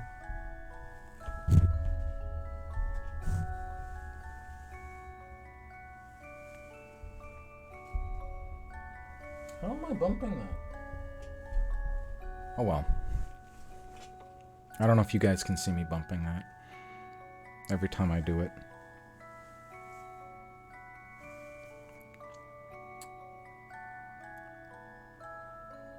I am that friend. Yeah, sometimes I felt like it too.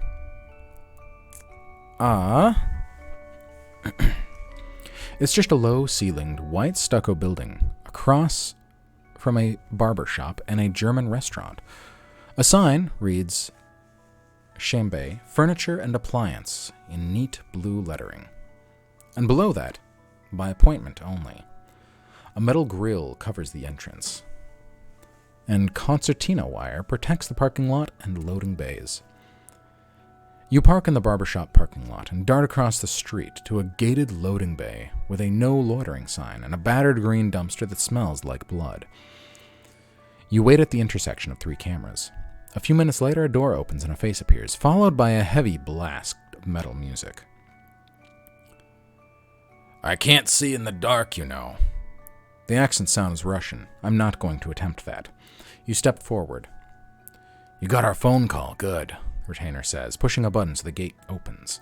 Call me back. The retainer seems entirely convinced that you are the right person. He was reading, yeah.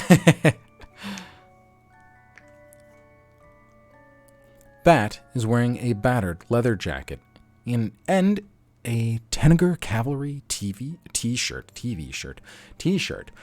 They wave you inside. It doesn't smell like a trap. You head in. Whatever horrors unfolded here years ago, they've been wiped clean. As you try to get your bearings, an elegant, dark-haired woman steps through a sliding door, closes it, and turns to you. Her eyes are black, her lips are red, and she holds a carved skull in her hands. This must be a Hecata. I sound very gothy. Good evening, she says. I am... Bat, could you turn that down a little bit? The retainer switches off the old boombox. I am Chiara della Pasagila, the Hecata says, once the heavy metal riffs stop bouncing off the ceiling. And you are Ransom, a courier who took a phone call that was not meant for you. How interesting for you.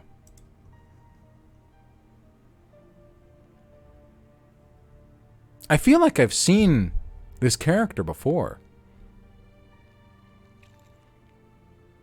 Maybe just as like the ads for the DLC. Ooh, I love her, yeah.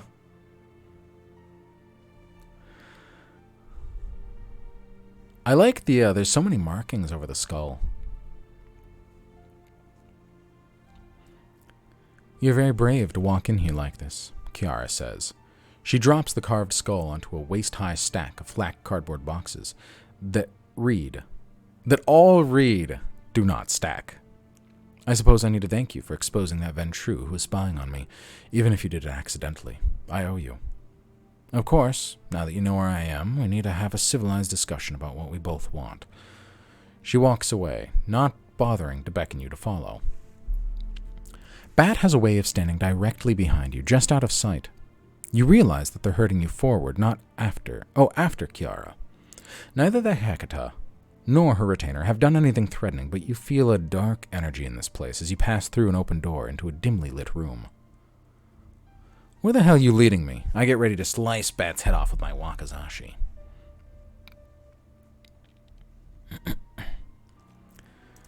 What exactly did that Ventru want with you? Yeah, why not? Ooh, or this last one, because it mentions Leto. Always got to pick the Leto simp options. I keep my mouth shut, my eyes open. If this operation is big or risks the Masquerade, I might want to report it to Dove or Leto. Sensing your hesitancy, Kiara says, I know you work for Prince Leto. Don't worry, we're doing nothing here that goes against my clan's agreements with the prince. Whatever some members of his court might think. The Hecate throws a switch and fluorescent lights illuminate tables covered in neatly labeled rows of antiques. Most of the artifacts are Chinese or Thai, but you also see Assyrian statuettes, images from ancient Roman and medieval Egypt. Medieval Egypt, that's a time people don't usually talk about. And much more recent textiles by the Hopi and Navajo.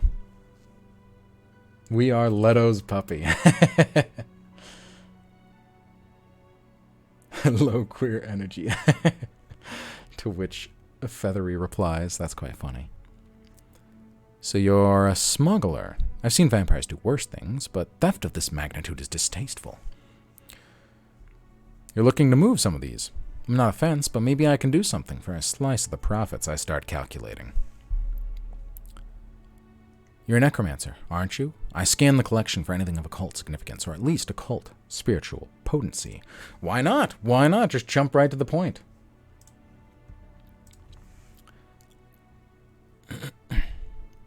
Ooh. You scan the assembled treasures, this is going to get ugly, I think, and quickly determine that there are no well-known artifacts of power. No Sargon fragment, I don't know what Sargon is, among Ming-era scrolls, and no Anarchan sarcophagus serving as Bat's lunch counter. Of course, your knowledge is not limitless. Who knows what marvels might be hidden here? These nights, I mostly facilitate the necromancy of others, Kiara says. In fact, I need to facilitate something in the next few nights, which is where you come in. Where's Bridget? A voice from the shadows. And why is my child here? I'm getting a little too Leto, I can't do that. Your sire, Edward Chambay, steps halfway out of the darkness to regard you with a flat reptilian gaze. Interesting. For some reason I pictured him like a bigger man, much more like broad and muscular. He looks very curious.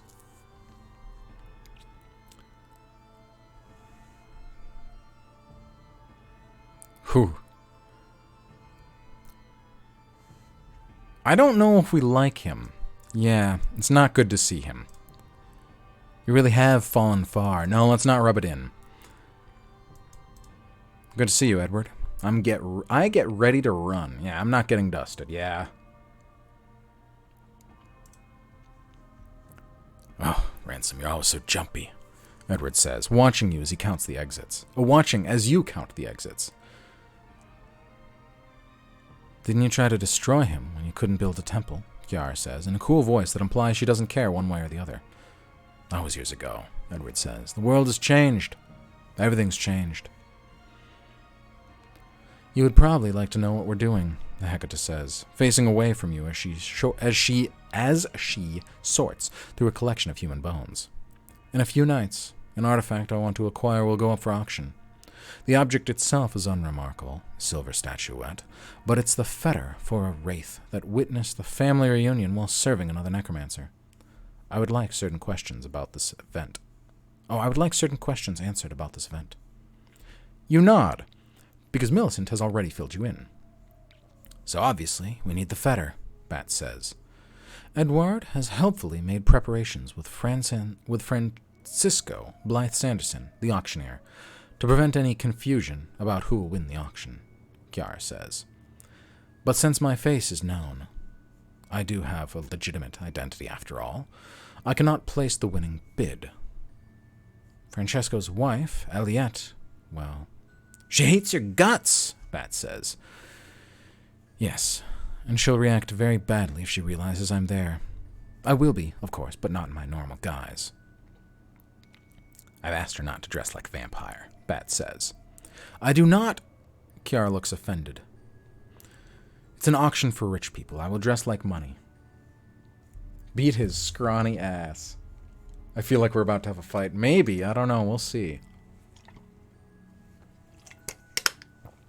Do not dress like a vampire, Bat says. You know Prince Leto's leniency will not extend to masquerade violations. So my job is bidding on the statuette. Ooh. While I have no doubt you're refined enough for that sort of work, we need you for something a bit less elegant. Kiara says, oh, they don't want me to do that, so when I do that, because I'm going to help the Camarilla, they're going to get a little upsetty spaghetti. I want you to drive the getaway car for when other factions try to bump us off on the road. I can't do that. I can't both place the winning bet and then drive you away after you watch me place the winning bet. What's the point of living then? Yeah, exactly, right? Not sure I want to be associated.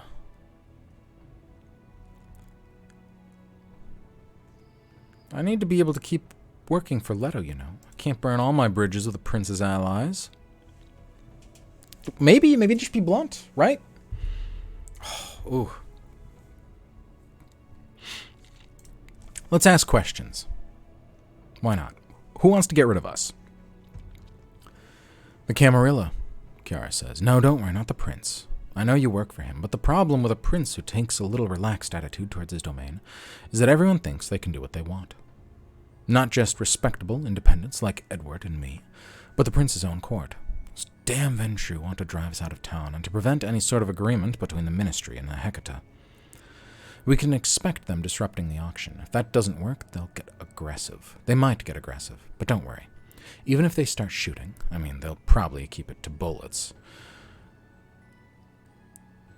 We're not murderers out here, you know? Edward's flat, metallic eyes reveal nothing. Of course, there's more to both life and unlife than risk, Kiara says. Let's compare the minor risk you run against the considerable rewards, shall we? I can offer you money, of course. Is $5,000 sufficient for an hour of driving? I may be also willing to part with my car, as it's become far too noticeable.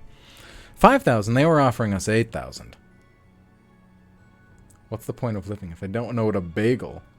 What bagel? What do you drive? You ask. You'll see it parked outside the auction house if you help me. Kiara says, though I won't let it go for free. It will cost you $5,000, but it's worth much more. She studies you for a moment, trying to gauge your interest, and you keep your expression carefully neutral. I am, she says, also willing to part with my blood and teach you the dark arts I know. Oblivion, which I think is the only one we don't have out of those. You glance at your sire, who seems to be calculating how useful you might be. Finally, he says, I will also offer my blood and my instruction, though it will be one of us or the other, not both. I have your blood running through my veins, Edward. You can fuck off. Is there anything else I can use? Or is there anything here I can use? You ask, pointing to the assembled treasures. To answer that question, I will first have to take a full inventory. Kiara says, but I'm sure there must be something here that an up-and-coming vampire can use. The Pearl of Ming Shao is in here somewhere. I have a coin that could protect your haven, probably a few other artifacts. As you consider your options, a phone rings on the wall. Bet answers it, then hands it to Edward, who nods to Kiara. It's time for us to pack up here, Kiara says, waving for you to follow her back upstairs. That phone call you intercepted was meant for Bridget, and I freely admit she almost tricked me into revealing this location. She's not stupid, though. She'll find us soon, so it's time to move again. The Hecata picks up a catalog from amid a stack of an old auction house guidelines and faded...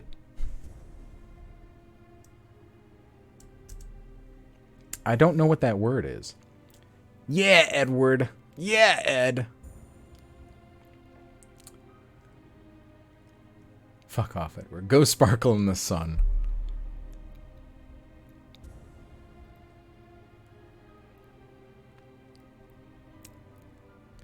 You blundered into this, but your sire has vouched for you by not immediately destroying you. Thanks, that's comforting. She hands you the catalog, which contains information on the auction she wants you to attend, and contact information, then opens the door. Your Supra is visible, parked across the street. Just call this number, she says, pointing with a red lacquered nail. When you're ready, and don't try anything foolish. Yikes. The door slams. Cameras follow you back to your car. As you get back on the street, a moving van passes you as Kiara and Edward start to move out of the storage facility. Oh boy. Fun, fun, fun. I need to run to the bathroom really quick. I can play... it's getting late. I could do a little bit... I know, what have we gotten ourselves into? I kind of want to see this whole thing through. So, I will be right back. Because I kind of want to finish it before I'm done for the day. So, I will see you guys in just a little bit. Damn, that little clip player's broken. That's kind of too bad. Oh well. Hello, hello, I am back. Ugh. How do I keep managing? I feel like I'm like sliding continuously wrong way. What is that? Is that the edge of the... Oh, it is.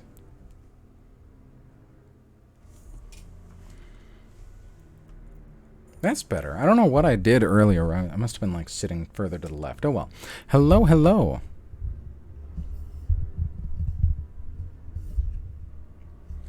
You slick. Too smooth to sit still. All right. Yeah, I'm kind of sad that that clip player isn't working correctly. What is that line? What is that?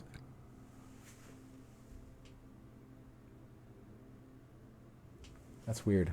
Weird little white line. I don't know if that's the background or not. Is that?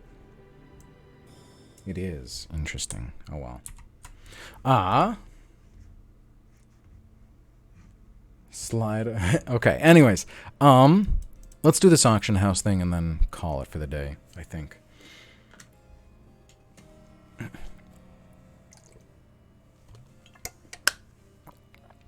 You have 2 days of approaching the auction house. Oh, 2 ways. 2 ways of approaching the auction house. Kiara and Edward want you to pick up a custodian's outfit and serve as a driver while Edward bids on the fixed auction and acquires the fetter. Kiara, who is too well known to handle the pickup, will wait outside and watch for trouble. Or you could dress up nice, head into the auction itself, and ruin it for Kiara by driving up the prices. That's what Dove and Millicent want. Seeing Clan Hecata play nice, the Ministry worries them, and they want to destroy any alliance before Edward proves its value to the Clan of Death. The good news is that neither faction is willing to risk a shooting war over this. The bad news is that nothing is ever easy as your employer. Nothing is ever as easy as your employer's promise. Go back to bed.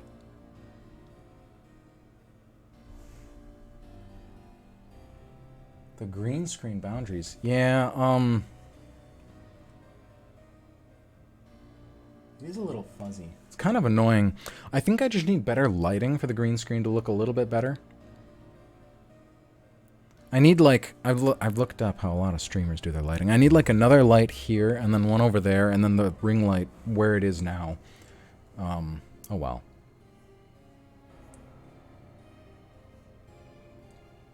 Dress like a vampire, or to not dress like a vampire? That is the question. I'm gonna help Dove and Millicent. Oh yeah, let's do it. Help the Camarilla. Any way I can, always. You drive to the Park Place Mall and use one of the payphones there to call the number you got. Blythe Sanderson Auction House. The secretary's voice is blandly professional. The seller wants to move ahead with the Lomeo lot, you say, as instructed. One moment, please. Let me transfer you to Elliot. You wait. It's about damn time, a new voice snaps. I've been waiting for y'all... Oh, I've been waiting for your... Oh, God, I can't even think of a Texas accent. I've been waiting for y'all to shit or get off the pot for 3 months. Now tell me, where are we shitting? What are we doing on this pot? Is shitting when we start the auction, you ask. Maybe starting the auction is when you got off the pot. You really don't know metaphors. God Damn, boy, am I speaking Chinese? Am I speaking Silbo-Gomero, the obscure whistled language of the Canary Islands? You want to start the auction or not? Yes. Damn, that's what I want to hear. She immediately starts typing loudly enough that you can hear the clatter of her keys. Everybody's been waiting for the Lomeo lot, you know. Took us years to put everything together. They're going to be lining up around the block. Dare I? I ask you. Dare I? Yes, tomorrow night. Let's get a move on. I trust I'll see you there.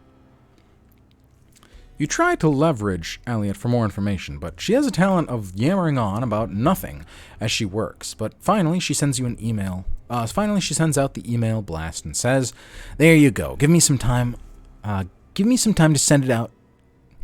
Give me some time to send out emails, but I want people rushing in on this. Maybe the night after tomorrow. Tell Bridget I said hi." The metaphor is confusing. Yeah.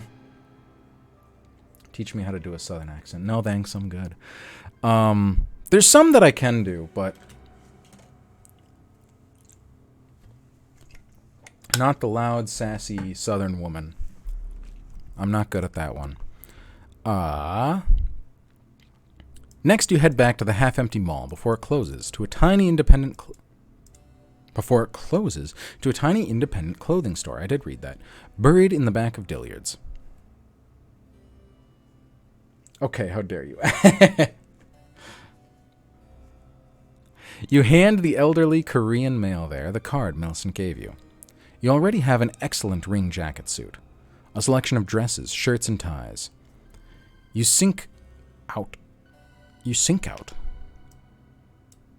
Seek out a flame orange tie, mostly because it will help Carlos recognize you. That can't hurt. You grab everything. I've met those bitches and I am offended. Once you're back at your estate, the first thing you do is sit down and read the auction catalog from cover to cover. The catalog is a beautifully printed magazine with a cover that feels like those business cards in American Psycho. I actually haven't seen that. Ignoring the tasteful thickness of the cardstock, you study the auction's showpiece, a chair from 1922 in the Egyptian Revival style, originally built for a Mosaic lodge in Gary, Indiana. The interior pages, which list each item, its provenance, and anticipated opening bid, contain an eclectic collection of occult-adjacent artifacts. Collectively, they're the Lomeo collection, though local artist Brian Lomeo only created a handful of the items listed within. Among the bric-a-brac and gilded chandeliers up for bid, you notice two items of interest. First, there's a copy of Ukrainian poet Lisa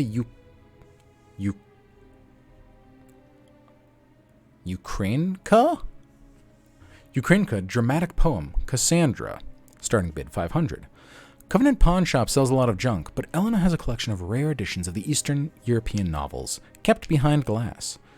Since this isn't exactly kindred business, you shoot her an email and gauge her interest. She responds almost immediately. She'll pay $5,000 for it. Damn! That's pure profit. Why not, Elena? Sure, I'll help you out.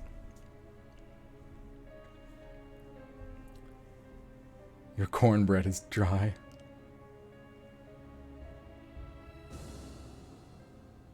I have not seen American Psycho, no. In fact, it's such a good deal that you get in touch with a few other pawn shops and antiquarians, just to make sure your ghoul isn't lowballing you. But none of them are as willing to go as high as 5. Damn, alright. Second, there's a small obsidian mask called the Black Apollo. It looks familiar, and it doesn't look like Apollo, since you've never seen Apollo depicted with fangs. Did you deliver it at some point? Unlike the play, that beautiful little mask reminds you of kindred business, but you can't quite seem to place where you know it from. You finally head down to Corbeau Used Books. Alan is shouting something in the back room about Gabrielle. I feel like this title is just unimportant, so I'm not going to read it. It sounds like he's losing the argument, so you avoid him and plunge into the occult section. After an hour of digging around in indices, you find the information you're looking for in an advance copy of a Llewellyn paperback that was pulped before it went to the printers. the Black Apollo charm, also called the Conquering Wheel charm, the False Mirtha, or the Black Sun Chariot.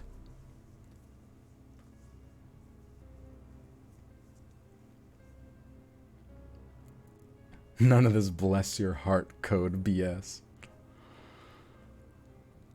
Created by a scholar of Wicca and given to a warlock named Maximilian Strauss in 1853. You do remember Max. You did some jobs for the Tremere maybe 10 years ago, and he mentioned the False Mirtha as a minor artifact of blood sorcery. It's said to bless vehicles. You could actually use something like that. The starting bid is only, as you flip back to the Blythe Sanderson catalog, $1,000. You buy the Llewellyn paperback for $10 because just having Max's name in a book isn't good. Oh, isn't good for the Masquerade, and return to your estate. You know a little bit, but you need to know more. You consider what to do before tomorrow night when the auction starts. The idea is simple. Get in, drive the price up $50,000 so the statuette goes to a secure room where Carlos and his crooked cop buddies are waiting. I see, so I never actually pay. I just drive up the price, and at this point they feel like it's so valuable that it needs to be held at a secure location before the deal takes place. And then Carlos steals it because he works for the police. Gotcha. Interesting. Simple, in theory. I'm originally from Michigan. I just call you all motherfuckers. We mostly lived in the South and as adult. Interesting. But life and unlife are full of complications, and you don't want to walk into a situation unprepared. Intelligence don't have that. Wits, don't think we also have that. Wits, no, not really. So it looks like we have one option, because I don't think we have any streetwise. I mind my manners and contact the other kindred at Elysium to see what they know. Why not?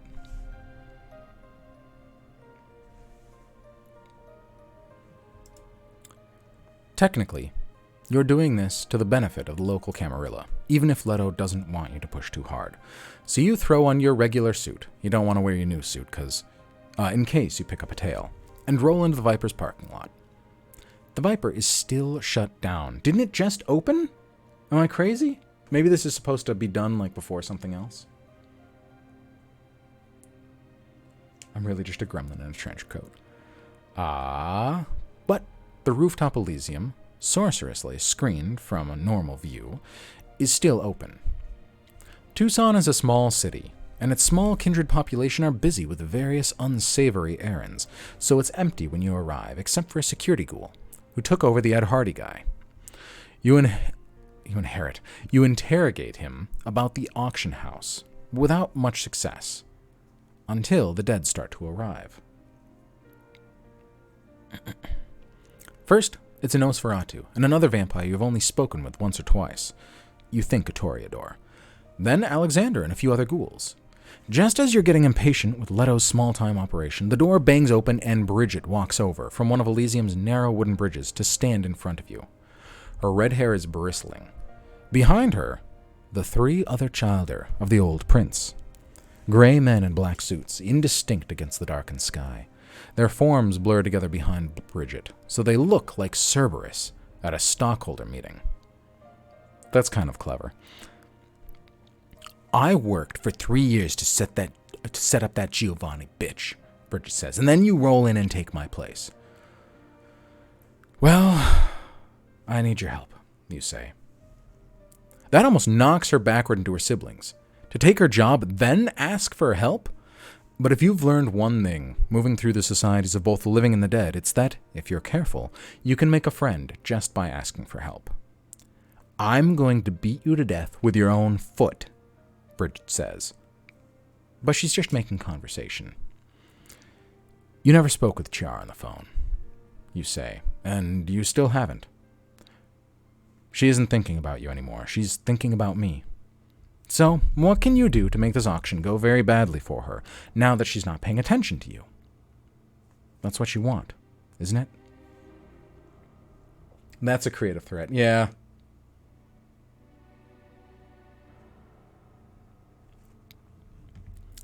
Bridget glances back at her siblings. The Ventrue slumlords slither away to bother that sewer rat, and Bridget says, Oh, okay, not glancing back at them for advice, glancing back at them to go leave. And Bridget says, I know who's going to be there. Not just Aliette, but her husband, Francisco. And all the important creeps who are going to be there. She fills you in on the Blythe Sandersons, on Victor Koval, whom you know as Victor the Ukrainian, Elena's wholesaler, Edward Chambay. You're not sure if Bridget knows that you're his child. And a dozen other more antiquarians, fixers, and rich idiots. She outlines their preferences, weaknesses, and interests. Her descriptions all geared towards making sure that you keep that fetter away from Clan Hector. You may not have befriended the Blue Blood, but now you have a lot of information to work with. Now don't blow it, Bridget says. You head back to your state and spend the rest of the night looking people up, as she described, and putting names to faces. Creatively threaten me. Oh dear. Oh, I'm all out of water. This shouldn't take long. Oh, I see our entrance. All right. Hello. I hear him whacking something. Oh, well.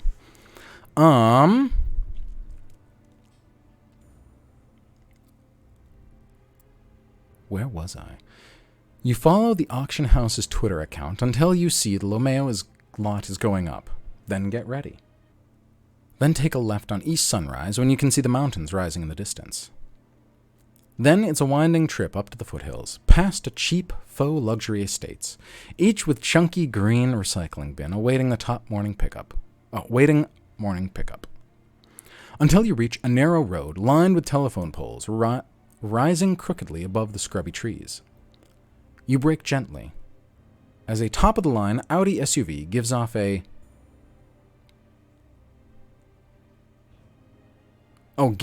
Is this it? Are we here? Are we lost? Energy in front of you. Yes, I know that energy. That every driver that has ever been lost. I feel like you guys are just totally lost in the cat, huh? Hello. Yes. Okay.